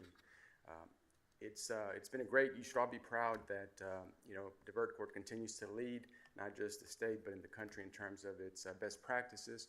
We've had courts come down to our court to observe. Last year, or a couple years ago, we had a judge from Ireland, Dublin, Ireland, come down and talk to me about what makes Divert Court work. So it's well known, it's well established. Tonight we'll be celebrating our graduation for our graduates. And I'd be remiss if I didn't identify our team, because it's not just about one single person, it's about the team. So we've got our program manager, Trina Crosby, back here. We've got Judge Venegas back here, Richard and Cody, and I believe Joe Powell's back there from APA, that our peer support specialist. I've got Osvaldo, who's one of our counselors, Ashley, And Larry could not be here because they have appointments as well with the participants. And our case managers, Latoya, Raja, and Paloma are out working with their case managers. So again, and I would be remiss if I didn't say that in 2023, the Texas Association of Specialty Courts awarded us the Outstanding Specialty Court Team of the Year for using best practices and using effective teamwork. So again, thank you for your support. I know the county provides a lot of support to us, so you should be proud of the team that's working with you all as well. And Trina Crosby is a great individual who does our grants, so a lot of help from the Texas, the governor's office as well. So thank you. What about the public defender's office? So absolutely, the DA's office identified, thank you, Commissioner, the public defender's office, Hank Juden is the public defender, and Julie Turnbull from the DA's office. Obviously, that's part of the team. So thank you, thank you, Commissioner. Ms. Richardson. Thank you for acknowledging this. First of all, I bring you greetings from All Rise, where I serve on the board of directors. This is my second term. I've also served as an individual as part of their staff teaching public defenders, defense attorneys, and prosecutors all across the country about best practices. And I had the unique pleasure of going with the CEO, Carson Fox, to Vienna, to the UN, to talk about drug courts and to interact with drug court professionals all across this country. I would like to also recognize two individuals who started mental health courts here in Dallas County, Judge Kristen Wade and Judge Susan Hawk. Very brave of them to step out and to start diversion programs for the mentally ill. And of course, Judge Cruzo. So we do have members of the Public Defender's Office, and we enjoy our collaboration, and of course, Judge Cruzo, who started the very first drug court in the state of Texas. But I want to put you on the spot. So since you want to go down that road, the Miami model, I've been reading the Miami model, and I see everybody shaking their heads in the affirmative. And you're from Florida, so do you know anything about that model, number one? Yes, it was the very first drug court that was created. Since then, All Rise, formerly known as the National Association of Drug Court Professionals, has always maintained and connected with those individuals and awarded those individuals, such as the judge that created the very first drug court. And let me say, it is very important. We talk about the women in the prison. A lot of these individuals have not only problems with trauma, but substance use disorder. And I have seen people change their lives, actually, get reconnected with their families because they've had the opportunity to go through these programs. And I just can't say enough about all the individuals that stand here. We have veterans courts with a lot of our veterans that are dealing with challenges. So I want to thank Dallas County because Dallas County has taken the lead in terms of these specialty treatment courts over all of the other counties in the state. And they're known as the leaders in this field. And we were also known, and Judge Crusoe's nickname is Let 'em Go Cruzo. I'm the only one that's been around long enough to remember that. But let me just tell you. Also, the rest of the story on that. I'll let you finish, and we can go to the rest of the story. Yeah, the issue was, talk about that publication on the shoes a few minutes ago. And of course, you know some of those stories about Judge Cruzo and people who were being detained and under his custody. And he kept going back and forth with some of those individuals, and some of them stayed a little longer. And he was convinced that he was going to place them in a certain program. A number of those people today have doctor's degrees, have educated master's degrees. I mean, his story is just phenomenal. And so I want to thank all of you, the professionals, but it takes, as Maya Angelou said, it takes the courage to do that. And also one of the things that Maya Angelou talks about as a candle, you got to be able to light another candle so you can keep the light burning. And that's what y'all have done. So thank you. And those of us that will be attending the conference in Florida, there will be over 5,000 individuals, treatment professionals all across this country, and some from abroad who will be attending that conference as well. I just wanted to do special recognition too, looking at all of the people here. First of all, you do nothing by yourselves, and that interrelationship between the courts and between service providers is what makes all this possible. When we talk about Let Them Go Crusoe, what he was doing was getting people out of jail so that they could then flourish in a lot of different ways and become those PhDs and carry on their life with their families. And that's what I see all of the people here being a part of, because it's really that integration between what you can do in the courts and Judge Collins and Judge GARCIA being kind of the front runners many years ago of seeing how the criminal justice system could be done better, so that in fact those people involved in it could get that support that they needed to continue with their lives in the community. So I just say, looking at all of you, thank you, thank you, thank you, because without so many people here, it just isn't possible. It takes all of us working together, but then you also know too that we're not quite done yet either. So I know that we'll be seeing you around the block. I just want to say thank you, Commissioner Daniel, for presenting this resolution, and thank you to all of you that are actually doing the work out there. The Commissioner's Court, I think, is committed to continue to allocate the funds, which is exactly what we need to continue to do this work. And it couldn't happen without all you working together. Muchísimas gracias a todos y continúen el gran trabajo. Gracias. Good morning, Commissioners. Michaela Himes with the Public Defender's Office. I just wanted to take a moment to say, Commissioner Price, first of all, I'd like to thank you for mentioning courage, because one of the things that I wanted to mention is that we all do really hard work working with people in specialty courts and problem-solving treatment courts, that it takes a lot of encouragement and a choice from the participants every day to do the really hard work of being in treatment. If we think our jobs are hard, committing to treatment is really hard. There are jails and prisons waiting with open arms every day. And so to choose to pursue treatment is a really hard choice. We want to recognize the mental health case managers, and I hoped that they would make their way up as I was speaking, but they have to be pulled, dragging, and kicking and screaming. We want to recognize our mental health case managers and social workers who support us. They really put the holistic in the holistic representation model that the Public Defender's Office works really hard to embody. They work daily with our clients. We've got Richard Harrison here, who works with our clients pursuing alternative dispositions. Angela Higgins, who heads up our engagement team of mental health case managers and social workers. We've got Caitlin Reeves, one of our social workers, and Amber Rosales. You guys are hiding. They are amazing. They do amazing work with our clients, and they put together evidence-based curriculum for our clients that addresses their particular needs and works to address not just, the lawyers. We have amazingly talented lawyers. We work in almost every specialty court in Dallas County. Lawyers do amazing work, but the social workers and case managers help us to make sure that we're not just achieving legally just outcomes, but that we're helping to promote healthy lives for our clients and to return them and make them a full part of our communities. And thank you very much for supporting us in the work that we do. Thank you all. And one last thing, I would like to recognize Vicki Rice, who's not here today. Yeah. Who has taken this division to another level.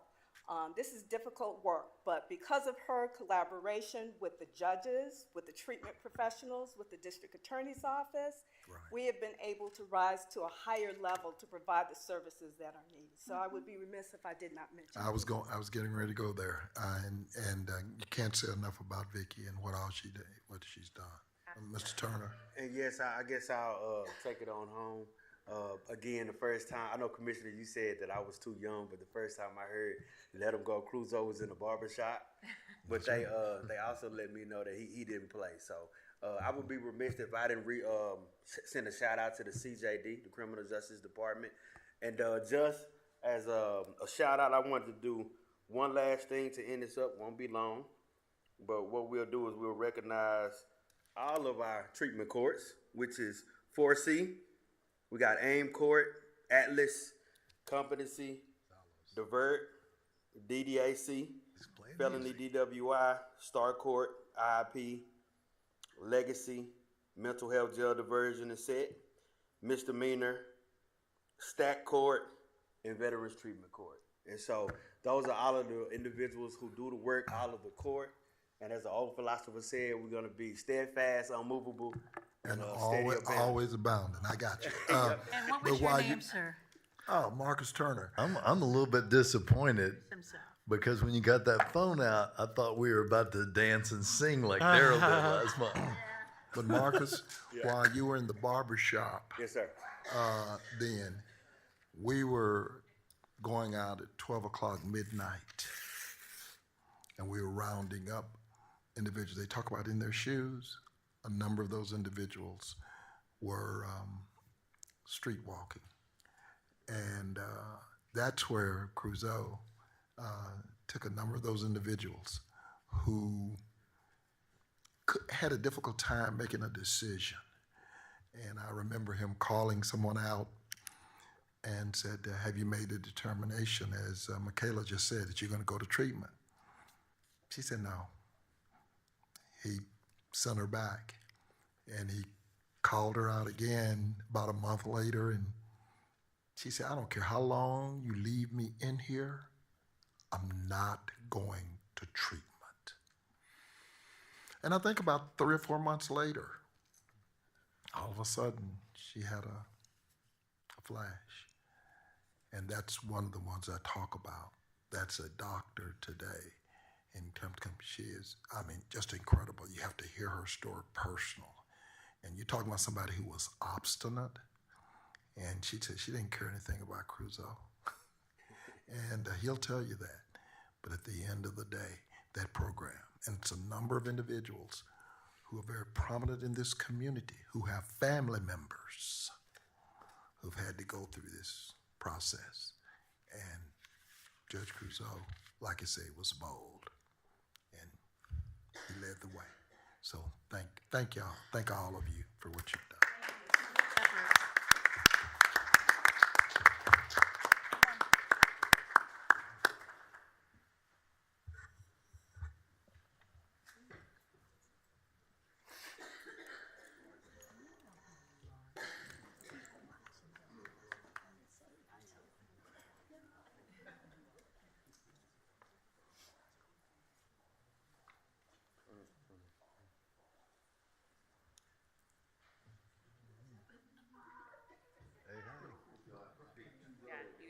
Closer together.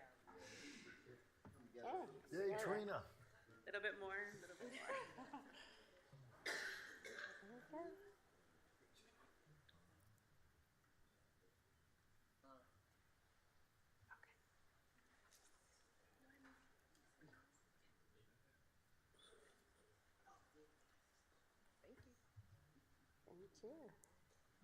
Thank you. Judge. I just wanted to say you were fabulous. Great job. Sure. Good to see you. And Judge. So good job.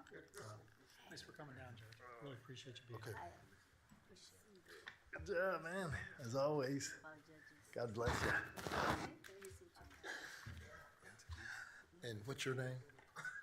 And you are 41 years? Young. 41 years young. 41 years young. Right.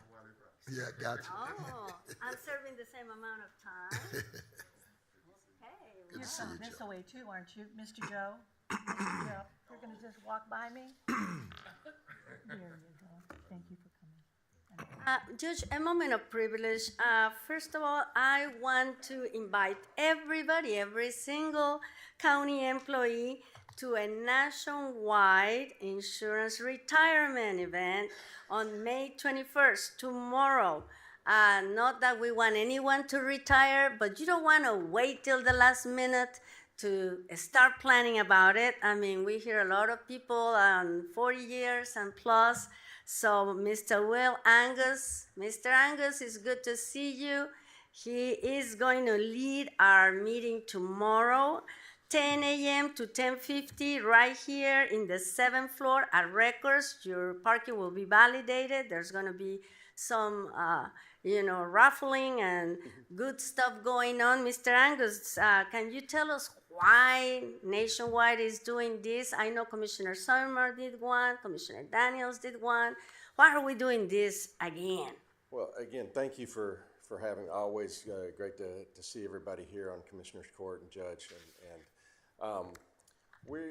we are committed to make sure that the employees of Dallas County are prepared for retirement properly. And the webinars that we're going to be going over tomorrow are going to be looking at tax ramifications and strategies in retirement, as well as healthcare. Healthcare is a huge obstacle in retirement. I've met with so many people that have put off their retirement because of healthcare costs and issues going into retirement. So both of these webinars are very informative. Our manager of our retirement, Nationwide Retirement Institute, is actually flying in, Roberta Eckert, to do both of these. She's done the Women in Investing meeting before. She's done Social Security in the TCDRS meetings as well. So very well versed. And again, she is the manager of that group right now, and she's taken some special time to come and see Dallas County, where she doesn't normally come down to our area. So we're blessed to have her tomorrow. So come. Again, it's two sessions, 10 to 10:50 and 11 to 11:50, up in the 7th floor of this building. And again, I guarantee you will learn something about your retirement and some strategies that will help you getting ready for and living in retirement. Yeah. Thank you, Mr. Angus, and I want to thank you and Honorable Medrano and her team for doing this work. Education is the key. Be ready, be prepared. It's not only about retirement. If you're not planning about retirement, still come. Find out how to invest, how to manage, how to plan for the future, because that's what we do here for the next generation of employees. It's so important, this plan to have, because you're going to have something like this in retirement. Unless you want to live paycheck to paycheck, we don't like doing that now. We're really not going to like doing it in retirement. And this is the key, this plan here, to having that freedom and the peace of mind to know that you can handle everything that's going to be thrown at you in retirement. So look forward to the event, and again, always a pleasure to be here with the county. Thank you so much. And Judge? Yeah, let me say this. Many of you, if you're around my age, may be getting these letters in the mail from people outside the county. Yep. To offer you a free steak dinner, or I got one yesterday for a free chicken dinner at Babe's. Folks, if I went to that would be the most expensive chicken I ever ate, okay? Because when you go to those things, those folks are high-pressure salespeople. Think about that timeshare that they tried to get you to buy, okay? When you go to ours for county employees, it's not available for the public, but for our county employees, this won't be high pressure sales. This will just be information for you about retirement for everybody, whether you're an employee or a citizen, resident of the county. I really want to urge you, don't go to one of those dinners, okay? If you need help with your retirement, find it through reputable sources. Don't find it through high-pressure salespeople. Excellent, Judge. Thank you so much for saying that. I think that's important. And one last thing here was that Nationwide does provide financial planning services for county employees that is free of charge, that they will do a full-blown financial plan for you. It's a two-pronged meeting where they get to know you, they get to get information from you, and then they come back and provide a financial plan. So that is part of Nationwide's services. So yeah, the free dinner can cost you a lot, but that's something that we do provide. So take advantage of that. Thank you, Nationwide, for being here and being there for the employees of Dallas County, and the Honorable Medrano, because day by day, she's always there just kind of encouraging people. So thank you. But that's not entirely correct in terms of misinformation. If you're a county employee, you cannot take your retirement and do it outside. That's the number one call we get in our office. You cannot. So you can go to all them steak dinners you want to. You cannot take if you're a county employee. But those dinners, what's going to happen is when you retire, people are going to be very interested in getting their hands on your money. Correct. Okay? And so you really want to think about that because you've spent your whole work life planning for your retirement, whether you're thinking about it or not. By working at the county, you're in the TCDRS system. And if you've got a 457 plan, you've done that extra work with Nationwide on your retirement. And so my advice to everyone is listen to what they have to say. And, then you could probably Google, think about your large, we've got here in Dallas, many companies that headquarter have significant presence here that folks could consider in retirement.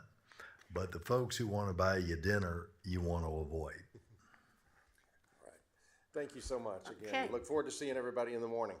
Okay. Thank you so much, and we appreciate you, Honorable Medrano. Tomorrow, 10 o'clock, right here, Records Building, 7th floor. Come and have fun while you learn about your future. Muchísimas gracias. Okay, moving along, Mr. Jason Romain with the County Office of Community Impact wants to invite you to the presentation from Blue Cross and Blue Shield of Texas. We'll talk about behavioral health and resources available also to our Dallas County employees. So come learn is also at the 7th floor a week from today on May the 27th at noon. So bring your lunch and another learning program for all of us here that work in Dallas County. Thank you, Mr. Romain. And last but not least, commissioners, I got this letter from Congressman Al Green, member of Congress, and it's related to the fact that on March 30th, there was a big march for more than almost 10,000 people here in Dallas, in downtown. And the congressman honored us with his presence and walking with all of us who walk in favor of a comprehensive immigration reform and justice. And here in Dallas County, it's always, these kind of events are always events that you never know what can happen. And the uncertainty and sometimes even the fear can take some of the encouragement that people need in times of fear and uncertainty. And Congressman Green wanted to congratulate Dallas County, in particularly the Fire Marshal's Office, Captain Philip Brown, along with Chief Robert de los Santos, Captain Philip Brown, Sergeant Christopher Palmer, Sergeant Tori Sower, Deputy Troy Montes, Chief Zach Masry, Sergeant Misty McBride, Detective Zachary Balgum, Detective Michael Lazar, and Deputy Dalia de la Cruz. As we all march, I have to say, we felt safe, we felt protected, and he wanted to forward the wishes of continue to do the work well that the Dallas County Marshal Service does here in Dallas County, and is signed by Al Green, member of Congress. Thank you, Congressman Green, for joining us, for having the courage to join your fellow Latinos here in Dallas County to march for something that should have happened a long time ago in this country. Thank you, Madam DA, and that's it, Judge. Thank you. All right, our next item is presentations, and our first presentation is from Dr. Phil Huang. Hey, And I like your, I hadn't been through the whole thing yet, but We just got it. I like your fact that you got this done. Great, thank you. All right. Good morning.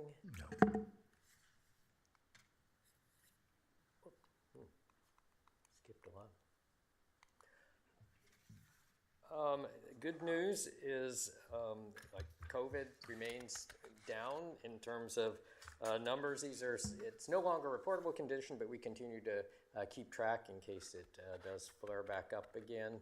But with our counts from labs, we're continuing to monitor the variants that are out there. This is the national numbers. Actually, the state, I think, has stopped doing this reporting now, but this is for the national variants that are being seen.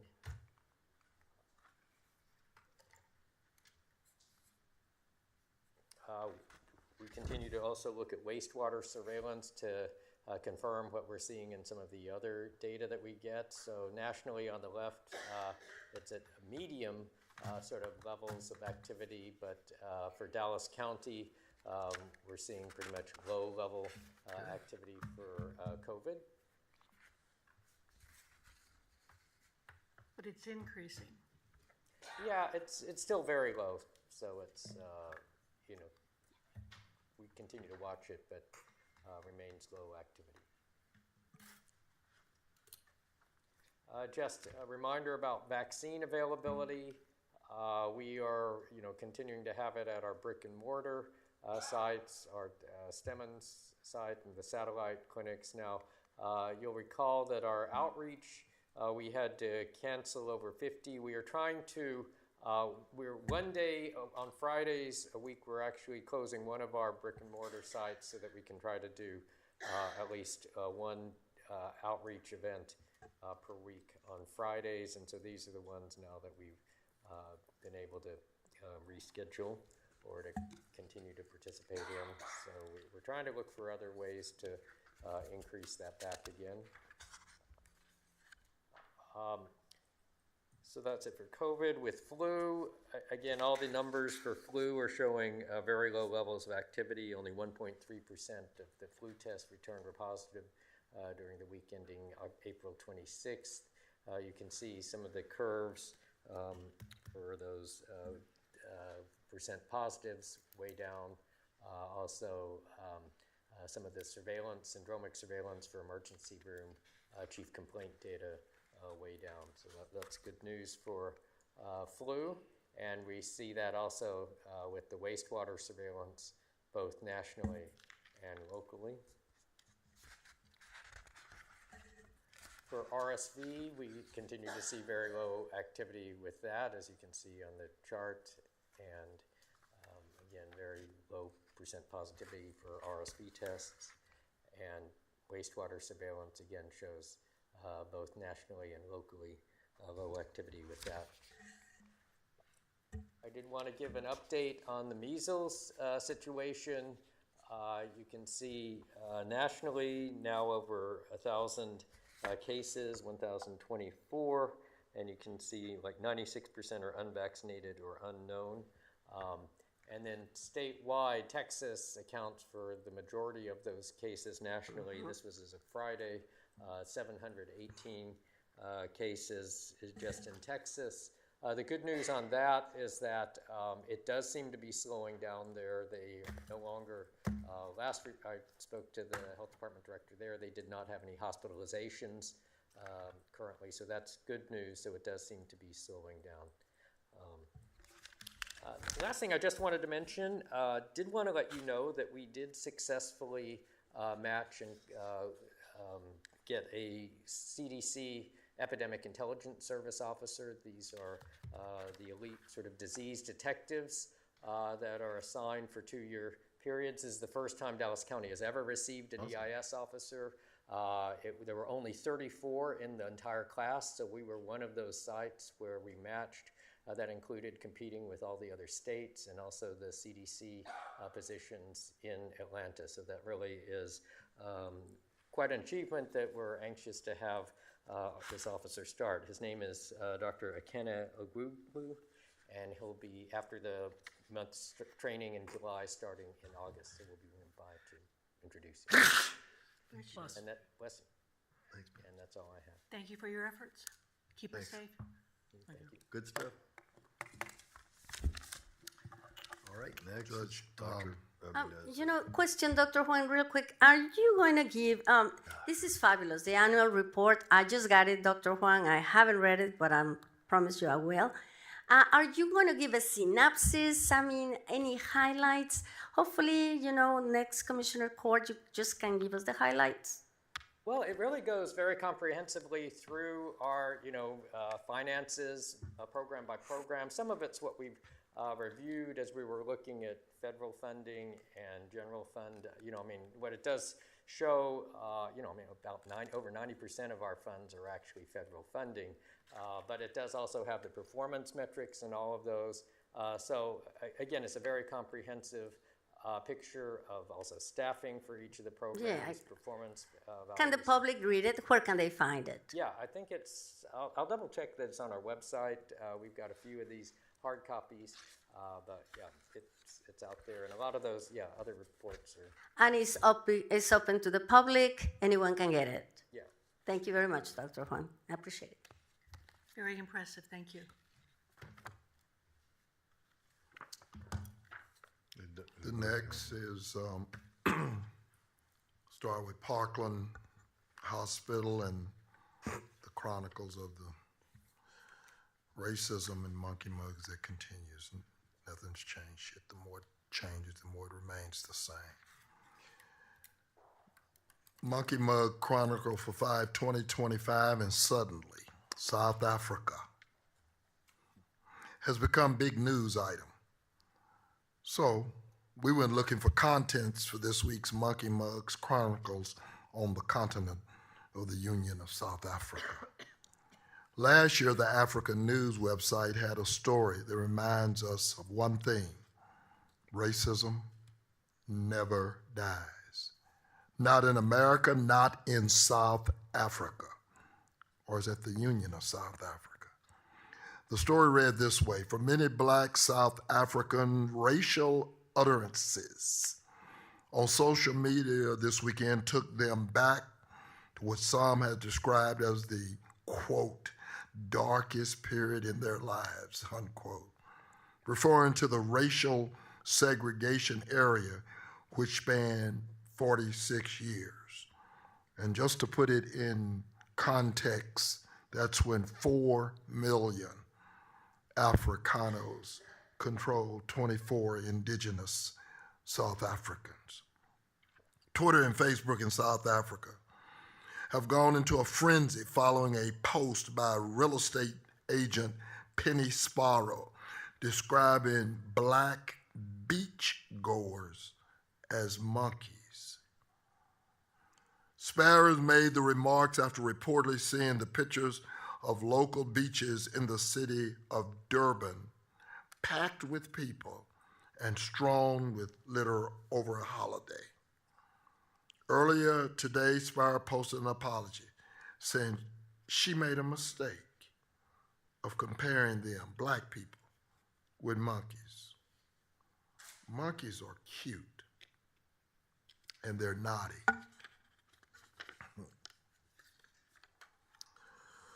But they, the Black people, don't see it that way. But I do, because I love animals, she wrote. Her former employee, Judicial Estate Agency, whose logo she has been using on her profile, says Sparrow's comments have damaged the company's reputation, and she must account for her action. Jotwitz says it will be taking legal action against her. Too bad she didn't work at Parkland Hospital. She would still have her job. She would have gotten a promotion. And she wouldn't have a care in the world. But the beat goes on. Nothing changes.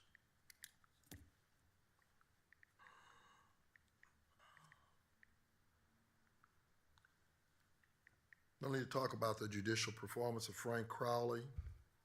We've been on red alert for the last week. 6,900 midnight count, less than 200 from our capacity. And that's the reason, Mr. Martin, I brought up the Miami model. At one time, we were doing the Miami model. I don't know what the hell is going on. But 6,900 midnight count. We're on alert. And so I don't know how we are in crisis. And as you know, we went to Miami 2 weeks ago. I took a contingent from the PD's office, DA's office, and we got to sit for 2 days and observe that model. And as I shared with the court members individually, they were able to reduce their population by 3,000 and close a jail in a matter of 3 years. I mean, we have to do something different, or we're going to be in the same boat as Harris County, Collin County, Tarrant County, and begin shipping inmates to other jurisdictions. But what has happened? Hell, we were doing that. We closed, not only did we close George Allen, Yep. we closed Decker. Yep. You know, we've done this. So what has changed? And you know, that's a very good question. I think one of the things that we needed to do, we have to figure out how the system works in unison. That's what worked in Miami. And that's what's not happening here. We have to figure out how we can work as one large system instead of bifurcated systems, which does not work. I mean, we're at 7,000 inmates. I mean, I've never seen We're these authorized numbers. for 7,100, but at midnight we got 6,900. Yeah, I mean, and with classifications, that means the jail is overfilled right now. Already. It's overfilled. So we have to do something different. I was happy the sheriff's office was with us 2 weeks ago. So there's another conference coming up, and I'm sending a contingent of judges. I think I've got 9 judges going so far. I've got a commissioner who's interested in going. I've got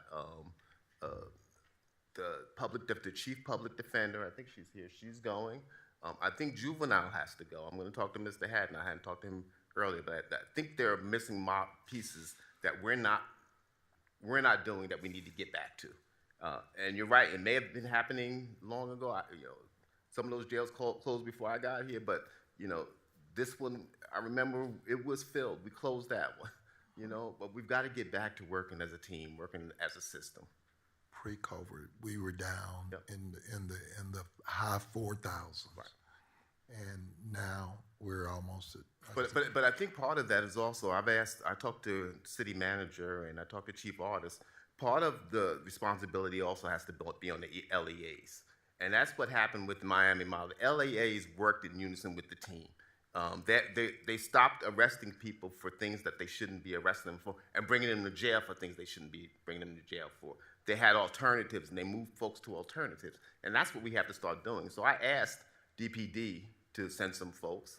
I'm going to ask Dr. Garcia Irving to send some folks. Excellent, thank you. I'd love to ask Richardson, Garland, Mesquite, some of our big cities to also send some folks to Miami. Commissioner Price, why don't you go? You should be perfect in this conference. The problem is, I got cities here that don't want to even talk to me, and I would say something else. I'd say something else about that right now. But look, you got 3 cities that basically has the lion's share of people. You got Dallas, you got Garland, and you got Mesquite, and then Irving. Yeah. Okay? Those are primary. We've already talked about cite and release ad nauseum. Yeah. They've got that tool already. They do, and I think some of it is bigger than cite and release because we have a huge mental health population, and that's the folks. As a police officer myself, if I was to arrest somebody who's going into crisis, I don't want to release them. I want to find a space for them. And I think that's what we're struggling with here in our counties. That there's really no place to send them. And I want to applaud you and Judge Jenkins that we took some of that ARP money. Yep. We put some care teams together.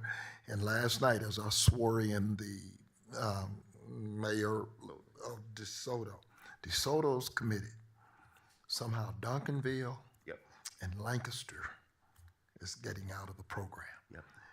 we've got to continue. We funded those teams for a reason. I know. I confronted Chief Costa and Commissioner. What was the reason they're getting out of the program? They just don't want to pay know. for it? DeSoto's in it. I confronted Chief Costa. They're in. He said it's Lancaster and Duncanville. So I will I'll reach out to both of them. But let me tell you, I hear this. We've always had the mental health challenges. It's the way these communities have worked with us that have modeled our ability to manage. Right. But even for those cities, and I think part of the reason some of the cities have pulled out is because of the resources. To be honest, it's the resources, and those programs aren't cheap. But I think there's frustration too because there's just no place to take people. And let me tell you another really interesting thing about the Miami model. And I want to thank Judge Jenkins. I think you bumped into Judge Leifman, from Miami, who's said that we should send some people. Judge Leitman and I serve on the National Mental Health Board together. Right, and he's been the champion of that model. And I'd also like to bring him here to speak with the court. And he's agreed to come. So at some point, I'd like to set up a time for him to come and just spend some time, maybe a continuous improvement, talking to the court about things that they've done. And then send as many people as we can to Miami to touch it as well. But it's a lot of it's community, Mr. Martin. But that's where I was going, Commissioner. That's exactly where I was going because, we have to find places for these people to go. And one of the things that Miami did, because Miami was just like Texas. The state was responsible for the mentally incompetent and they were doing nothing. And the mentally incompetent was just growing in every single jail in the county, just like it is doing here. But one of the things the counties did in Miami and in Florida was got together and sued the state. The state realized that they had to do something different. There was a horrible incident with a guy, I'll tell the story real quick, with a guy who got arrested for a minor incident. He was schizoaffective. He drove his truck into a lake. They charged him with littering. He sat in jail for over a year, continued to decompensate, and they put him on a work program. He had a work program with a chainsaw. He wouldn't cut his head off. And at that point, the state said, we've got to do something. I don't want Texas to get in that same boat, and it may, but we shouldn't have to. So I know the state, we're suing them, and we should, because that's what they did in Florida. But building more beds is just not going to be enough. We have to develop community programs, and that's one of the things the state of Florida did. We may not like a lot of things Florida does, but one of the things they did do is they gave money to the counties to build up community programs. And that's what's going to have to happen here, to be honest. But what I'm telling you is that in our BHLT, the program with Doug Denton, he has fostered a program whereby just the community, because remember the community did not welcome them, and now they are in fact answering probably 40% of calls that would be going to the police. The community is calling them. Now, they got a foundations grant. The community is calling them. As opposed to calling the police. And think about that, Commissioner. We had 3 or 4 of those around this county. I got it. I mean, we could drop the jail population. We've got to fund those kind of things, and we've got to sustain them, and we've got to support them.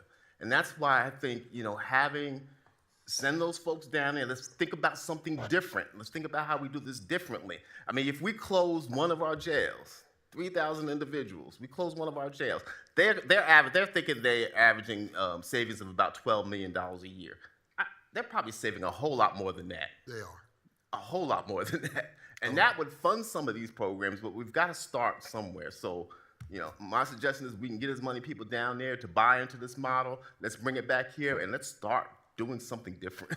I agree 100%. And thank you, Mr. Martin, for your leadership, for sending some of our crews, over there, and some of the judges. I know one of my colleagues is very interested as well. So, Commissioner Price, I think you should be the second one. to go over I'd there love for and check Commissioner it Price out. to go You down can and sit see. next to me, Commissioner Price. It'll be fine. Imagine yourself in a plane just going to beautiful sunny Miami. Yeah, it's just you and me. Come on, let's go. NACO looked at every model in the United States, and NACO found that the very best model is this model in Miami-Dade. And so, and we use that model. I've served on several of these mental health touch national things, the deal with the National Sheriff's Association and NACO on leaving people on their benefits when they go through the jail, and now this mental health. And each time we learn some things that would be helpful from Miami. Now Judge Lightman is retired. He still will go with you on the tour, but it's not a one of the things that people may be concerned about is, well, maybe this is a cult of personality thing. This particular guy is really good, and so maybe we don't have that particular person that's really good. And I think we do have some really good people, but he's retired, and now others are running that. And so it's not the talent, although I believe we both have good talent, it's the system that's working. And I agree with you, Mr. Martin. It's going to take more than one approach. It's not only going to have the jail, it's not going to have to be only dog, it's going to have homelessness. It has to have so many prongs, this approach, that is going to take money and willingness. There's an article today, an opinion piece actually, from Laura Miller in the Dallas Morning News about what her church has done with a number of homeless individuals. I don't know much about it, but I thought, hey, if they can do that, in a few years, I mean, we can do more if everybody gets involved. Well, with that being said, I will support sending people traveling into Miami-Dade for these conferences, and including my colleagues. I think if I can go, I might join you. Get a really good Cuban sandwich while you're there. Yeah, okay. And beautiful trails as well, Commissioner Price. You can go and have a tour over there. Y'all really don't want to hear I really want. No, we really don't. Okay. But you should go. Okay, with that being said, moving on. Commissioner Price, are you done? I'm starting. Okay, sounds good. Dallas County Juvenile, this whole evidence change piece that we were supposed to have been sashaying, as my mother would say, down the road. I just find it interesting. I got my report from that we all got from the detention census is that the population's going back up. 71 felonies, 98% males, average 0 to 29 days, 62. Dr. Watkins, the juvenile department needs to publish this just like we do in the jail. We need to know exactly what this has cost. This population is starting to go back up. I looked at HR. Where is HR? HR had HR pull the records again. I'm watching their overtime. They're starting, our population is above 100. And here it is, and we're looking at it. Those waiting placement, TJJD, I think you got 12. Well, hell, it's been 12, for a week or so. Internally, waiting placement, you've got basically 4, as high as 8, and externally is 0. When you look at this report, and I look at the breakdown of this report, the thing that is missing is the money. I work with Mr. Hatnot with developing, you want to see a similar calculation like we do the average cost? Just like we do the adult system. Because we just look at this and we don't know exactly what it is costing us, per individual, how long they're staying. The felonies definitely stay. But this population is going back up. That was supposed to have been the crown for evident change, So, but all of a sudden, it's starting to spike again. So we need to develop it. Now, if you want, well, of course, you got the model already. And we talked a few minutes ago. Did I put you on the email chain? I know I put Mr. Martin, I think Mr. Bazan on that email chain with Swifts. Did I put you with, okay, I just want to make sure, because I got the numbers.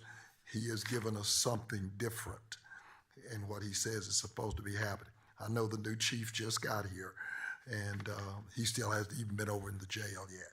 So I'm trying to arrange something between he and the sheriff so we can get in there. But this whole piece on the outside vendor versus what we're doing is not what they said they were doing. And again, this was pre-him. He wasn't here then. But he now has all the information, and Chief Artist has the information. Okay, so that we got to develop that differently. We got to have a different model. We talked about the jail population. We don't have 200 beds. When you look at classifications, we do not have 200 beds. We are at capacity. 6,900 is capacity, especially when you put females in the equation. This whole update on elections, I've just got a whole litany of deals, but the problem is I understand that they're doing a recount today, supposedly. Okay, for the West Dallas. District 6. Election. So I'm gonna put it back on next week because, we had some issues doing this previous election, and nobody's talking about it. It was like everything was going to be okay. Everything was not okay, and I can give you pages, and I'm talking about equipment. I'm talking about poll books. I'm talking about equipment. I'm talking about what happened, with even with the election, payroll stuff. So I've got it here. I'll hold it until the next presentation. Impact on federal grants, we've gone down that road. Mr. Martin, is there anything lately that HIV I saw, I don't know how it's impacted us, or maybe Dr. Wong, somebody can tell me. Dr. Wong, how has the federal freeze on HIV impacted us?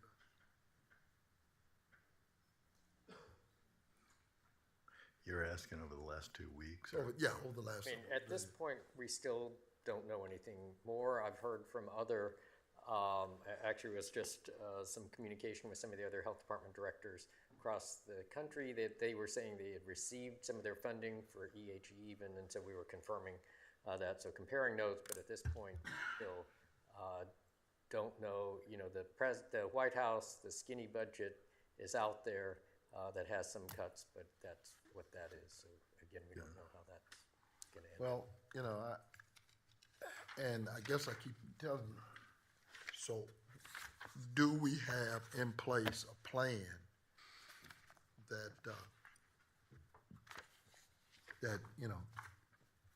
should the tornado hit, we're there? Well, again, we will we know which staff are under which funding, similar to how we had to deal with the COVID cuts. We then responded appropriately with how we could best preserve those particular positions, and so that's what we're looking at with the HIV situation. And I know we provided you the talking points for the rationale for continued funding. Again, HIV prevention is a really stupid thing to cut. I mean, we're about to release this economic impact study, and one new diagnosis is like $420,000 worth of lifetime healthcare costs. And so with just the numbers from 2022, it's like, what is it? And you think that, $2 million. And Scarlett, you really think they give a damn?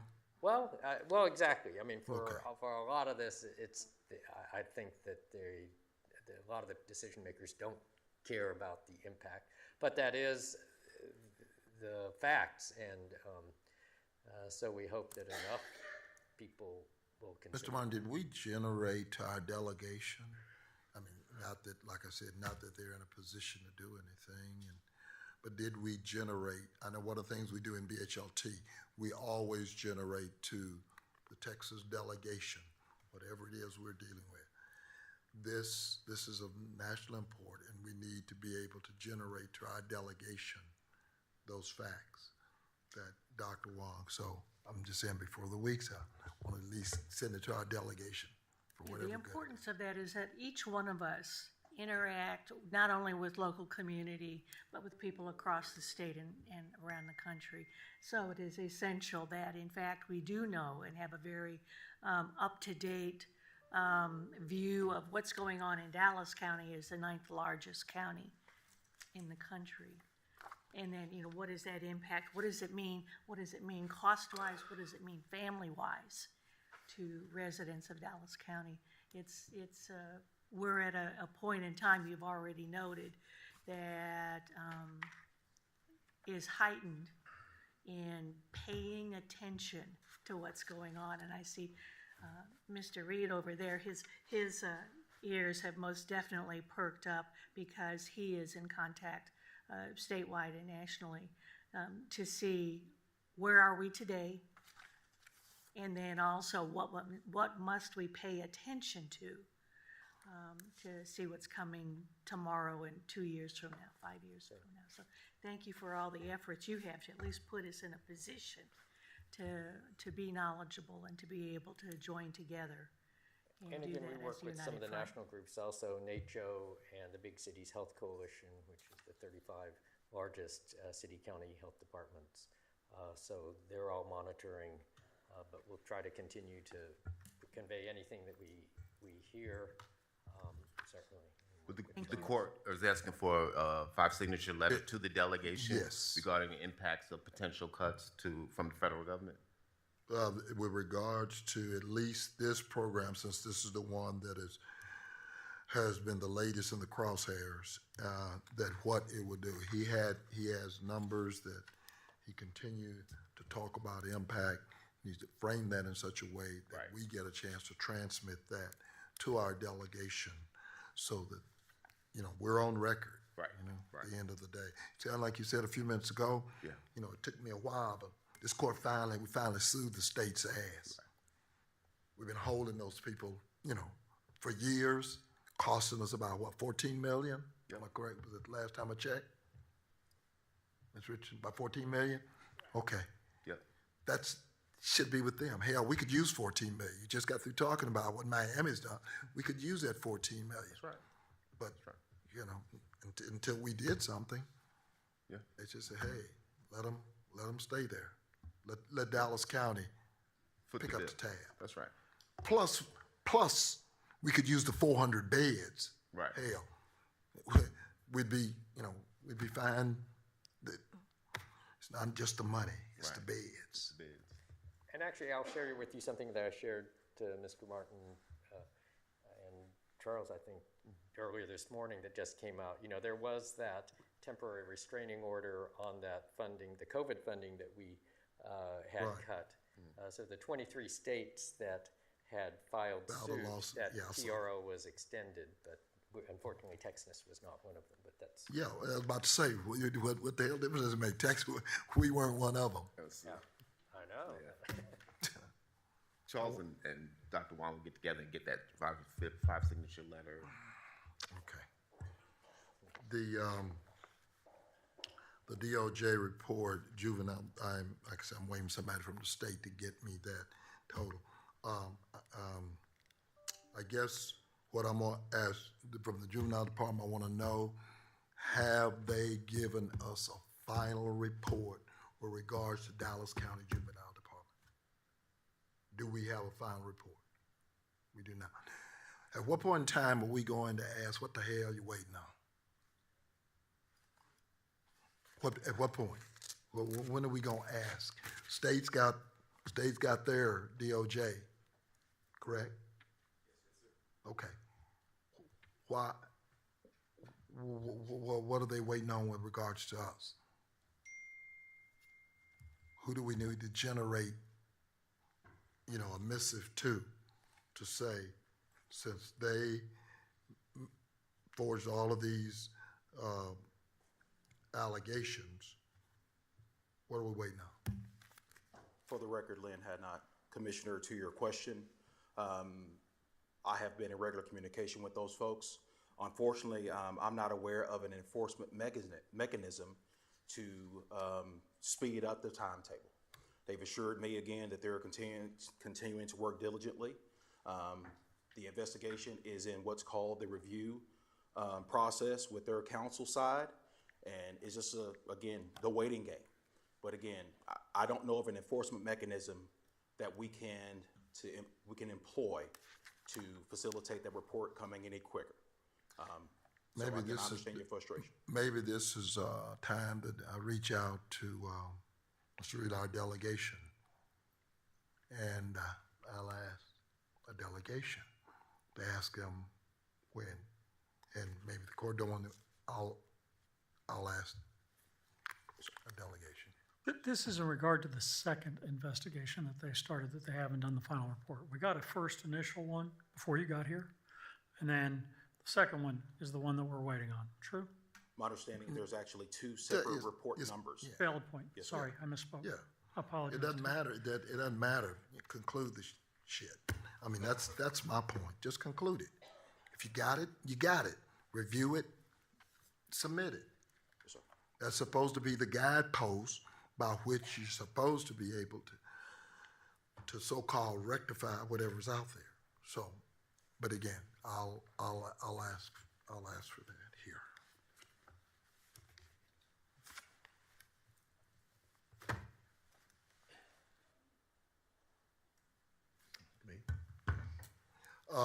And with regard, Mr. Lewis, with regards to R&B, well, where am I? I was out there Saturday. I guess my staff maybe understands it better than I do. I don't. Yeah, Commissioner Price, I think we're in a good space now. Lester Lewis, ERP, Enterprise Resource Planning. Judge Jenkins, no acronyms. There you go. Thank you. All right. We got a reporter in the audience. I know the public hates acronyms. So I made some specific notes, Commissioner Price, for Road and Bridge 3. I think this effort started about a year ago when you identified what was going on with Road and Bridge 3. So we made a project plan. We did an assessment with Accenture and then pointed out the activities that need to be completed. We completed those, and then this is where we stand and what's outstanding.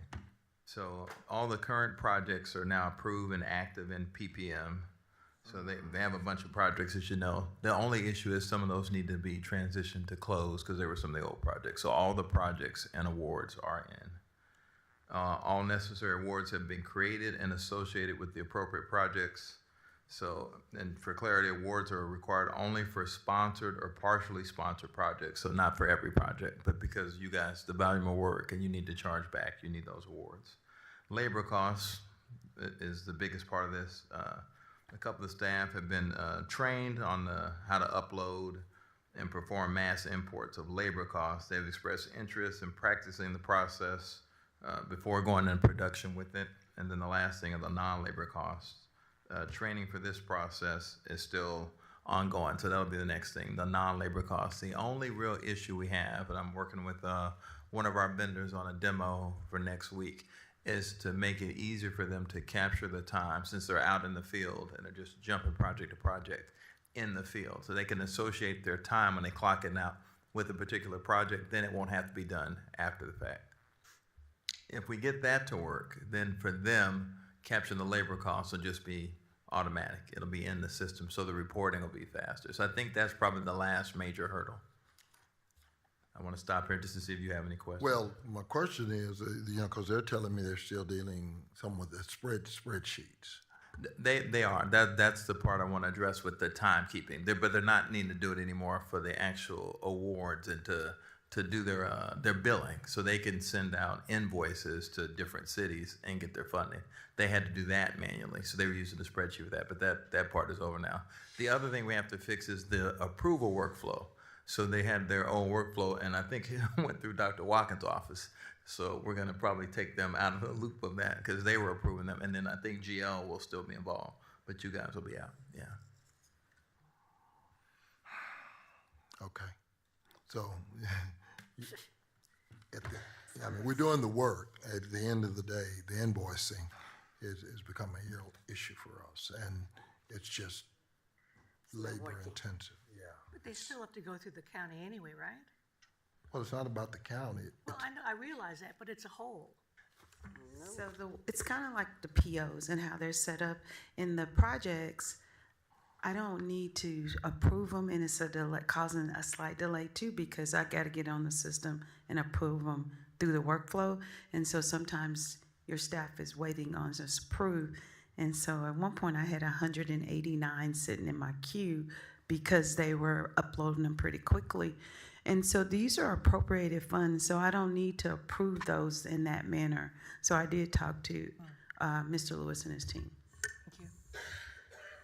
So Commissioner Price, yeah, the billing, because I had to flip this over, and the invoicing, that's the part you're still alluding to. They still need training on that. And this is just because it's new. So this is more about ramp up for the team than the feature not working. So they're ready to go. It's just newer. So we're still working through it. Feature is working. Yes. Okay. Yep. And do I have a dedicated person that's taking them through this?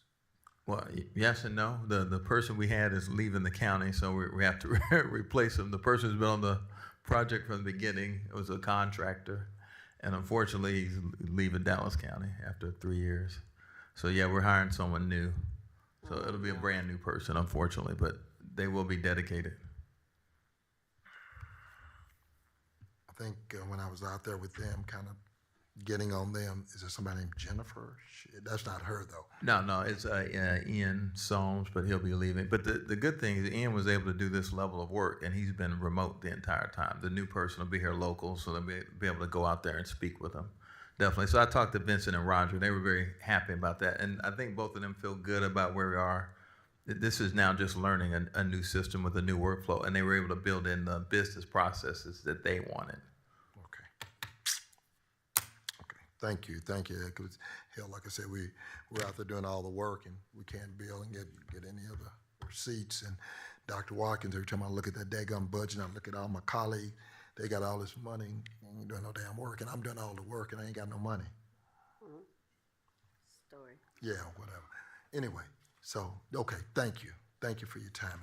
And the judge, that'll conclude. We've already done Central Appraisal District. We did that.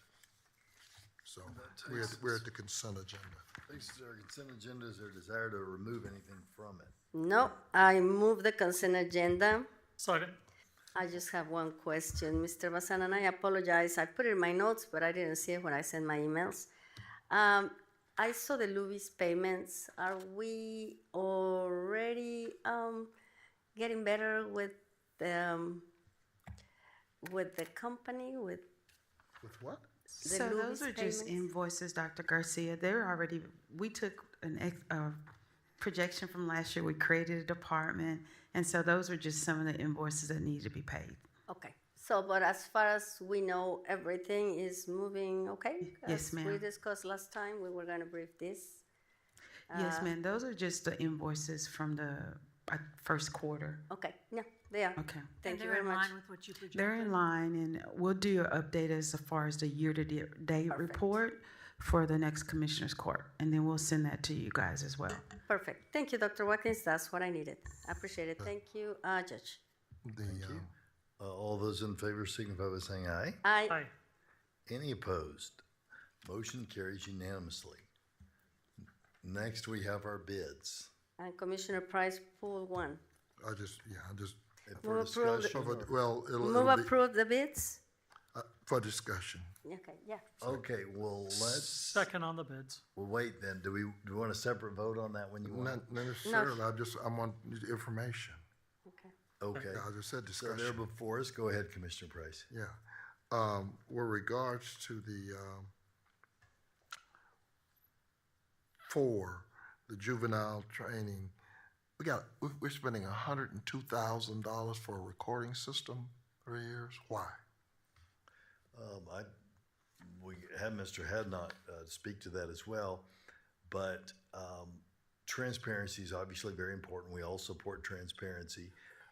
What we have right now is a inability for people to see our juvenile board meetings online. We have an imperfect system of actually recording who said what and when they said it. And so this would put the juvenile board hearings on the same sort of equipment that we have here in this room. And so we think that is worthwhile. Stop. I don't, that's the I'm reason I'm done. questioning. Go ahead. No. Go ahead. Is that the case, what I understand this contract to do? It is the case, and I think Ms. Richardson has been part of that, as well as also will keep the minutes, which is very important. So it will transcribe, it will have video recording and audio recording of the meetings, which I believe we really, really need for juvenile. So That's fine. I agree. Ms. Richardson, is that your understanding? That's correct. That's This correct. contract, It's an upper level, and it's also going to be able to have a unit that will travel to some of the other locations as well and do the same, but especially as it relates to public meetings and retaining that information, which previously they were not adequately doing that. Okay. The contract says $102,000, is that for 3 years? Yes, sir. Yes, sir. The initial startup to buy the equipment, and then in the years 2 and 3, it's $17,616 for the licensing. So it's initially where your cost is going to be a little more, of course, up front to get the equipment in place. But then the out years in years 2 and 3, it's only $17,616 a year just to maintain the licensing for the equipment. Okay. So, and because in each location, we're going to be able to, dial in what? That's what I'm asking. Because see, let me just tell you, this says training rooms 203A and B. That's what it says. Now, from that, I just want to make sure, because LETOT requires an annual Medlock juvenile requirement, so you got at least 3 locations, and detentions. You can do detentions from that because they do detention from there anyway. So you got 3 locations. Is this equipment? Because this is real clear. It says suites 203A and B. That's where they are now. And that's for the permanent installation. But I believe you said there's a mobile unit. There is a mobile unit that will go to LETOT and the other locations. Okay.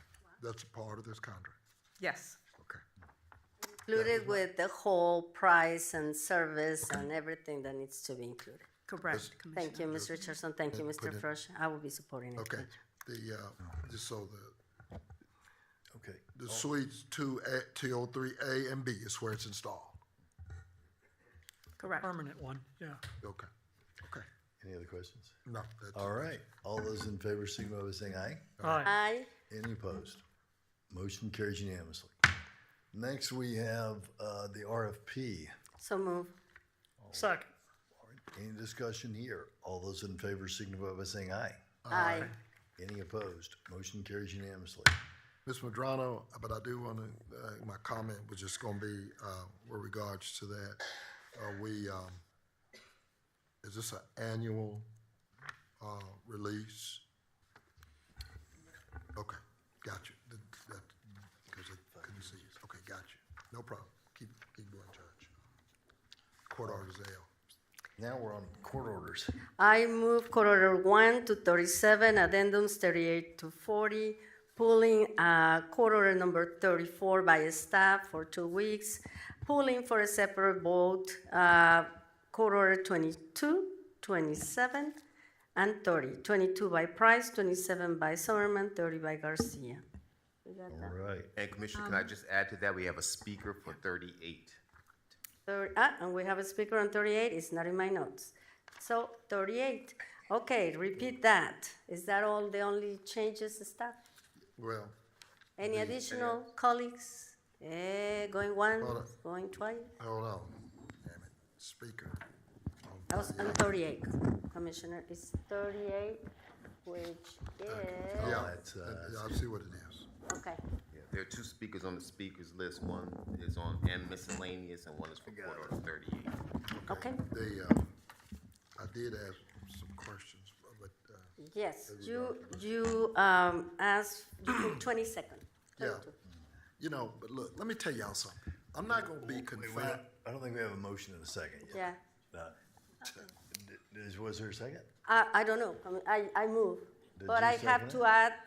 add for a separate vote, 22, I'll 27, second 30, for and purpose 38. of discussion. Okay, Perfect. so Okay, these are sounds the good. non-controversial or non-political orders. Go ahead. Go ahead, Commissioner.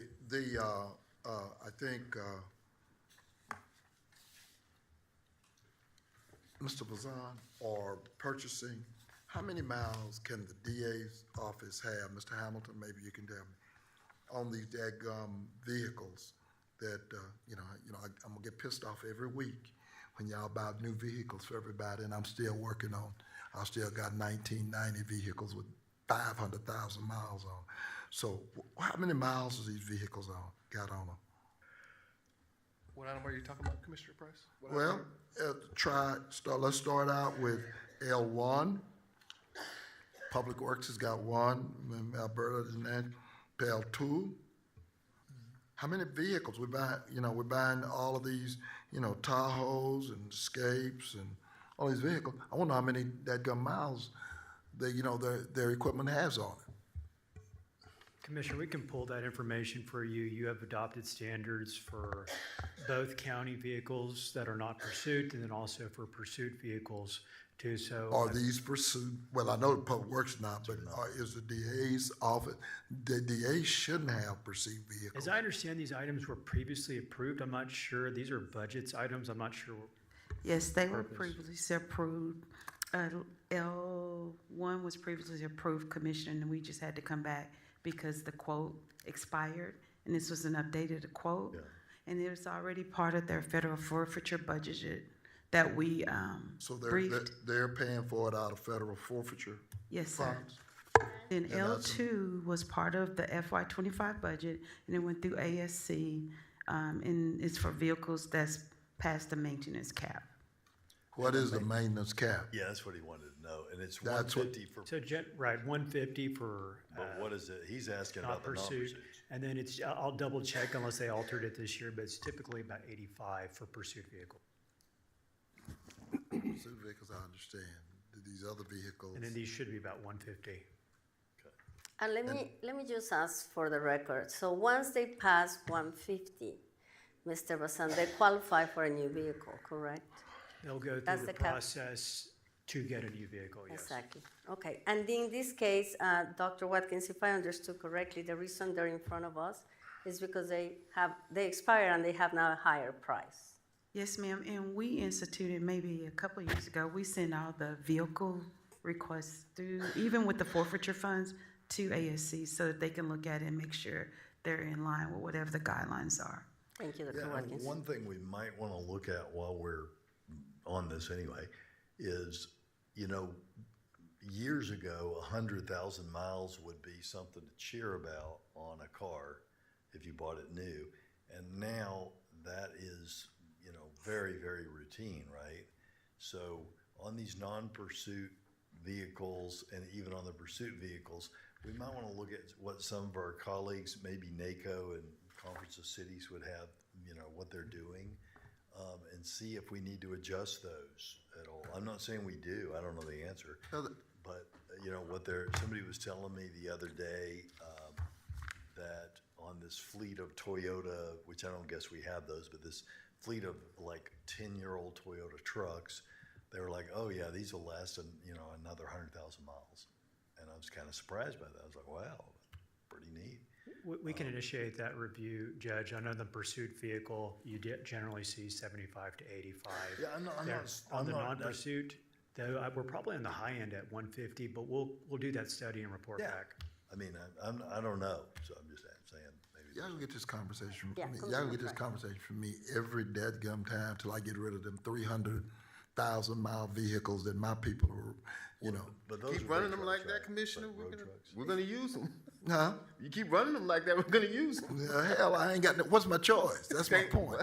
Mr. Frost can find vehicles for everybody else, damn it, he can't find them me, but my point. Oh, yeah, he can find you, and their money is there if you yeah, apply whatever. for Well, them, yeah, okay, Commissioner. whatever. You have to apply Anyway, for them. but like I said, I just ask, making sure that all the vehicles, and I know Mr. Bazan, that these vehicles, if they're non-pursuit, are at least 150,000. They are. You know, some of these vehicles, hell, if they work, hell, we'll, you know, drive them out now, Okay. do exchange. They are. Let's go. Wait just a damn minute. You know, you're the one over there buying new vehicles, driving around town. My guys work every day, so I don't want to hear it. All of And them I don't want to hear it. Anyway, let's go. hear it. But they do. They what? All of them work. The 22 was about Mr. Reed. Is that opioid money there? Well, what do we use? Where's that money? Where's that $2 million coming from? I believe that's a CDC grant being awarded to HHS. Is that just strictly, so none of the opioid money? Where are Not the settlement funds, no. It's a separate CDC grant. It's separate CDC. Okay, because I said it to Mr. Shovelmeyer. I didn't send it to you, but okay, no problem. And it has no grand match, right? It's 2.2. No, it's no, Excellent. yes, Let's go ahead. it's Yeah. no match, but Perfect. still could be using opioid money. Okay, Have we that's got a it. report yet on that? Yes, sir. We have been sending out regular monthly reports detailing how we've been using the opioid settlement funds. I'll make sure that we get it to you. I believe that you're on the distribution list. I'll make sure we get it to you. Haven't seen it. Okay. Got it. Okay, thank you. That's it. And I think Mr. Bazan answered my questions on 19 and 20. Mr. Crawford, that's cost plus whatever we're paying the jocks. So I take it we're buying the equipment. One's for exhaust fans at Henry Wade, and the other's for a fence over at West Tower. So how those jocks working? Are we buying the equipment? I was really trying to see the difference. Let me just give you one. The one, Mr. Crawford says 1.5 million. I couldn't do, they buying the fans and doing the demolition and their cost. I'm just trying to see how they're surviving. Jesse Crawford, Small Business Enterprise Director. As I understand it, Commissioner, the contractors are the ones who would purchase the actual materials. The GC in this case is going to be responsible for managing the overall project, but that's my understanding. I would defer to either Mr. Bazan or Mr. Frost to substantiate that material purchase piece. I just couldn't tell the breakdown. Yes, you have very local group, Momentum Mechanical, who's working under Postel for that award too. So, and then thanks to Mr. Crawford. This is a very high percentage for SBE participation on this project. I saw the percentage. So I just couldn't break it out. Momentum is also providing the equipment. Okay. Okay. Okay, that's it, Judge. Because you got a motion in a second. Oh, I had No, go ahead. one question about, I just wanted to hear more about 33 and the data district in About District what? 3. The data district in District 3. We're struggling, and like they are around the country. Last night, again at DeSoto, I talked to Encore, who, as you heard this morning, is our largest taxpayer in the county. Mr. Tamayo, if you want to come and talk about it, what I'm doing right now is I'm closing a road. I've got to close that road to be able for them to get in there and do the work they need to. And Public Works has already looked at it. My road and bridge crew has looked at it. And so this is just authorizing a road closure for the Data District project, and which is located on Van Road and Mason Road. Good morning, Commissioners. Thank you, Commissioner Price. You couldn't have said it better. That's what this item is. The Data District is a large development which spans between Wilmer, unincorporated area, and the city of Lancaster. We've had pre-development meetings multiple times for this particular item to find the best time and length of time that we can close down the road to make upgrades for the road so that this development can proceed.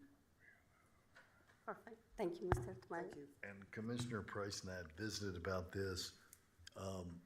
We want to do everything that we can to work with our city so that this doesn't result in a bunch of data centers that suck a lot of power away from neighborhoods, provide very little jobs, and, take up space and power that could be used for things like manufacturing that have decent paying jobs and living wages for families. One of the things that we're seeing with data centers, as we see this explosion in data centers, is they are a huge energy suck on our grid at a time when our grid is still on the precipice of having brownouts from time to time.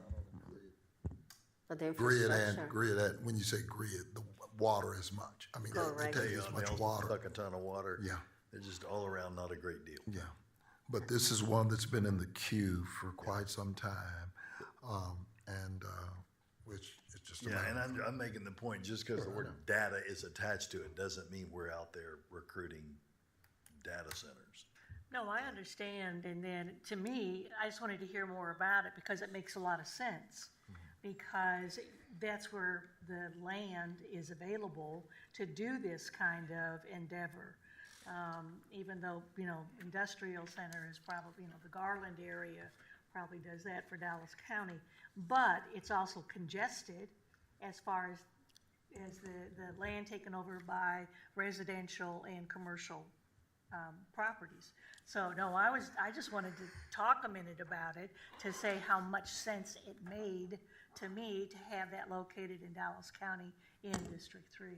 But I just wanted to also add what the judge just said, Commissioner Daniel, because I'm happy that we're going in and putting infrastructure. But like Commissioner Price says all the time, there's a big challenge in unincorporated areas about infrastructure. And we have challenges, I'm just going to call them like that, in other projects. So we have to be careful, like the judge and Commissioner Price are saying, that not only we have the crows and the roads, this item in particular is exactly for that, but that we have the correct infrastructure. If we cannot put the water, if we cannot put the electricity, if we cannot put the utilities for a data center, we might finish with a project like the judge said correctly, will take out of the cities that are around it. And, we wouldn't like to be in that. We're just not encouraging. We're not encouraging, because some of them want to build their own battery plant right next to the facility. And for some of my small cities, they've got to build that. They'll use more. You're talking tons of water. Exactly. Well, I understand. Yeah. And so it goes through DOS. We're looking at all of it. All we're doing here, because last night Mr. Govan and I, as we conferred, the state has said we have to service them. Period. I mean, that's what I was told last night. In fact, he is going to present to the next CETA presentation, encore, and where they are. We keep talking about water, but where they are. But anyway, thank you. Okay. Thank you. Okay. Hopefully that answers for you, Commissioner Daniel. Thank you very much. Okay. Call the question. All right. Any other comments from anybody else about the non-controversial court orders? Don't you have a speaker on 38 that we have to take first? I think 38's been pulled. 38 it has been pulled. Got pulled. Yeah, we have to pull Pulled, so we can vote separate after you hear from the speaker. All right. Fine. All those in favor signify by saying aye. Aye. Any opposed? Motion carries unanimously. Okay. 38 is before us. Well, All right, before we do that. no, we have 22. Commissioner Price pull it, but we can go ahead and move it. I mean, hold we on. already discussed it. Thought we did it. Yes, we did. Yeah. Yes, we yeah, did. when Mr. Reed said it. Okay, yeah. sounds good. So, We didn't move it? Motion on 22? Motion on Second. 22. Move second. We already discussed it, Right. Judge? All those in favor signify by saying aye. Aye.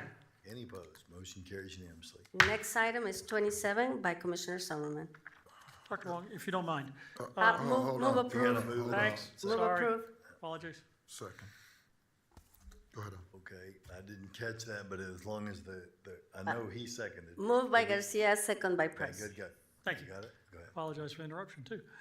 Dr. Wong, you and I had visited yesterday on item number 27, and I had expressed some concerns about the credit reporting agency, CoreLogic, Credco.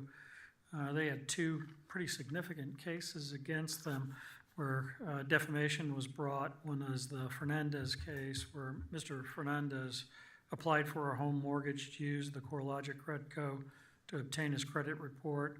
Credco wrongfully flagged him as a potential match to a Mexican narcotics trafficker.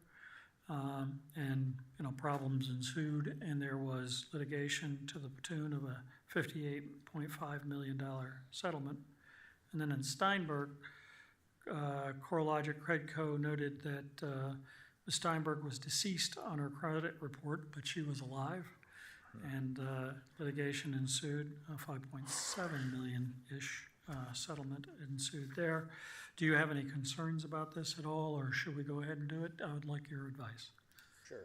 And, I think Mr. Edwards sent an email yesterday after Mr. Porfirio also reviewed those cases. I haven't seen those, my apologies. There were some, things that were cleared up, but they felt that it was fine to move forward with that, given how we're going to be using the data, and it wouldn't be. Very good. Thank you for your comments on that. I appreciate it, Dr. Wong. So wait a minute. Now, so what happened, Dr. Huang? After what Commissioner Summerman just said, I will have pause. So in the email that you sent, I didn't get it. Everything is okay? What happened with these cases? Apparently, this person's name was flagged because it closely matched a name on the Office of Foreign Assets Control list and incorrectly identified the person as a Mexican narcotics suspect. And so there was some question about due diligence. The flag was removed from the credit report and was provided to the person. Then there was some request for a list of companies with which the credit report had been shared, and they weren't able to provide that information. And so I don't know if the final settlement was more $20,000. No, I had it as a much bigger number. Okay. So Was that point number 2? Is this urgent, Dr. Huang? Would you like to pull this item until, there's no concerns about that? And again, Mr. Edwards and Mr. Coronado looked at that. The primary function is provide credit information to lenders for the loan application. So this is related to the home loan counseling and for other lending purposes. They said, specifically, information is not directly shared with any immigration authorities or anything. And all credit reporting agencies have cases like this against them. That's what I was about to say. Yeah, there's a mountain of them usually. And I was just, the reason why I brought these two up is the nature of the misreporting on the two of them seemed a bit egregious. And I just wanted to make sure that your team looked at it, thought it was okay, given compared to others, and that everything was fine. And so, again, they both reviewed it. And say it is fine. That's what. Okay, All right, good. these Thank you. were two isolated cases. And I apologize, I didn't see the email. No, Okay. call the question. All right, all those in favor signify by saying aye. Aye. Any opposed? Motion carries unanimously. Will the bailiff please read the rules of the court? Oh, we have one more. Got it, he's ready to read it. No, 30. I pulled 30. Commissioner, item number 30 is exception to rule. Okay, well, will the bailiff please read the rules of decorum for our public speakers, so when they come up, we've got that done? Okay. All Commissioner Court attendees are hereby advised that this meeting is conducted in accordance with the provisions of the Dallas County Code, Section 74-71. Visitors and registered speakers are to preserve order and decorum at all times. Personal, impertinent, profane, or slanderous remarks and boisterous conduct are not appropriate and will not be allowed at any time during this public meeting. And in all applause, to be kept brief and observant of time constraint. Disruptive visitors and unregistered speakers may be removed and are subject to the penalties provided in the state of Texas Penal Code, sections 38.13, 42.01, and 42.05. Registered individual speakers are limited to a maximum of 3 minutes. The maximum discussion on any one topic is limited to 30 minutes. Thank you. I move in item, regards to I move 30. item 30, sorry. Okay, no, you're moving it? Fine, Second. thank you. Go ahead. No, Whoever wanted to talk about it. I mean, it's an exemption. It's an exception. Oh, I That's see. what- All yeah. those in favor signify by saying aye. Aye. Any opposed? No, All right, that motion carries 4-1. Next before us is 38. Okay, I'll move 38. and I second. second. Okay, Oh, Commissioner Summerman, second. fine, whichever. Okay. Now you can get your speaker, Judge. All right, and let's see, we've got a speaker on that, and that is Mr. Wigington. So he's come forward when the clock is at 0. Just go ahead and finish up. Thanks. Very good. My name is Michael Wigington. I live on Esquire Lane. I come here to speak about this agenda item about apparently Dallas County will be suing the AG's office and is looking to exempt themselves from some bond. I'm mainly commenting on the suing the AG's office. A few news articles have come out recently where county representatives have represented to the news that this county is under the impression that it's legal for the county to do anything it is not explicitly forbidden from doing in state law. That's strange that y'all would then sue the state of Texas because the AG has this section 41.006, report to Attorney General, at the times and in the form that the Attorney General directs, the district and county attorneys shall report to the Attorney General the information from their districts and counties that the Attorney General desires. That's pretty clear that they can ask y'all for whatever information y'all want. Maybe they are expanding past their statutory bounds and are going too far with this. But I just find it curious that y'all would find it so offensive that a state entity would do that y'all would sue when Mr. Summerman at the beginning of March assured me your DA's office would provide me the statutory authority for the fire marshal to do county security at the beginning of March. It is now the middle of May, towards the end of May. I have heard y'all can't cite a single statute that says fire marshals can do whatever the heck they want that's completely unrelated to fire marshal duties, and yet y'all keep on going. I do appreciate y'all adding the signs out there and that they didn't arrest me for asking to be wanded instead of going through the magnetometer, but this is still ridiculous. Mr. Bazan managed to come right back through. He set off the metal detector. Nobody said anything to him. He walked back right past him. When I asked them why Mr. Bazan was not subject to the same search that every non-peace officer person entering this room is supposed to be subjected to, they refused to comment. So if anyone here has anything to comment on why members of the public are subjected to enhanced scrutiny that your own employees are not, I'd love to hear any reasonable explanation of that that's based in any sort of statute or law of any sort. Thank you. Thank you. All right. Any discussion on this before we vote on it? Call the question. All those in favor signify by saying aye. Aye. Aye. Any opposed? Motion carries unanimously. Is that? That concludes our agenda. That does. All right, we've got a speaker on the miscellaneous. Yes. And so before we get to the speaker on something that's not on the agenda, we'll hear from Michelle Wigington on miscellaneous.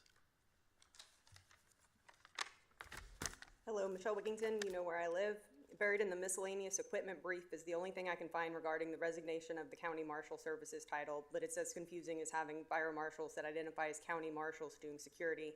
The item description says redesigned badge for fire marshal blazer electric vehicle, and the justification says the current design on the vehicle needs to be restored. Which one is it? According to Daryl Martin, they will be rebranded to continue their unlawful security duties as fire marshals with new uniforms. Again, the last uniform update made Mazuri chief of a fictitious county marshals. What is his new uniform going to say? Francis Elliott is a security officer who eagerly grabbed me to assist in violating my rights on April 1st. He wears an identical uniform to those licensed by TCOL, except for the word security that he conveniently has covered by rolled up sleeves. Will he be impersonating a fire marshal instead of a county marshal now? Will his patch say security, or is that getting dropped too? How many security officers will we have impersonating fire marshals? Are they going to start reporting their arrests as fire marshals? Despite what De Los Santos says, Lazard booked me into Lou Sterrick writing county marshals as the arresting agency before he took off with my paperwork to change my charges and potentially other details. I'm assuming he did this because he couldn't find the actual code for charging me with disrupting a meeting, as Supervisor Brown asserted, without the commissioner's order, it seems. Are they going to start abiding by Open Meetings Act or the Open Records Act? They have yet to release the basic required public information regarding their arrests in 2024 and 2025, but here we are again, spending more money to try and make your rogue police force look legit, while avoiding transparency and accountability for their actions. When are you going to address the root issue instead of renaming it every time you get caught? The fire marshals should be fire marshals, period. The sheriffs are law enforcement, the constables are bailiffs, and security needs to go back to being security.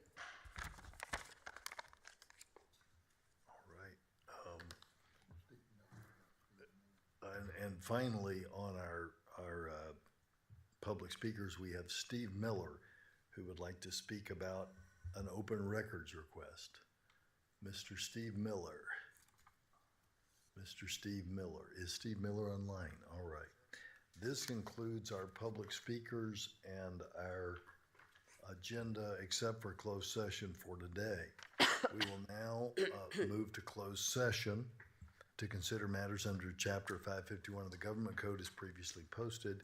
Any action from that closed session will take place in a subsequent open session, and we will begin closed session as soon as folks can get to the room. Thanks.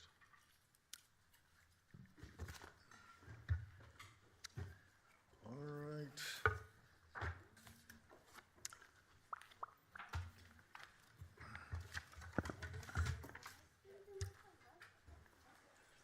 Saw my reply on Exhibit B.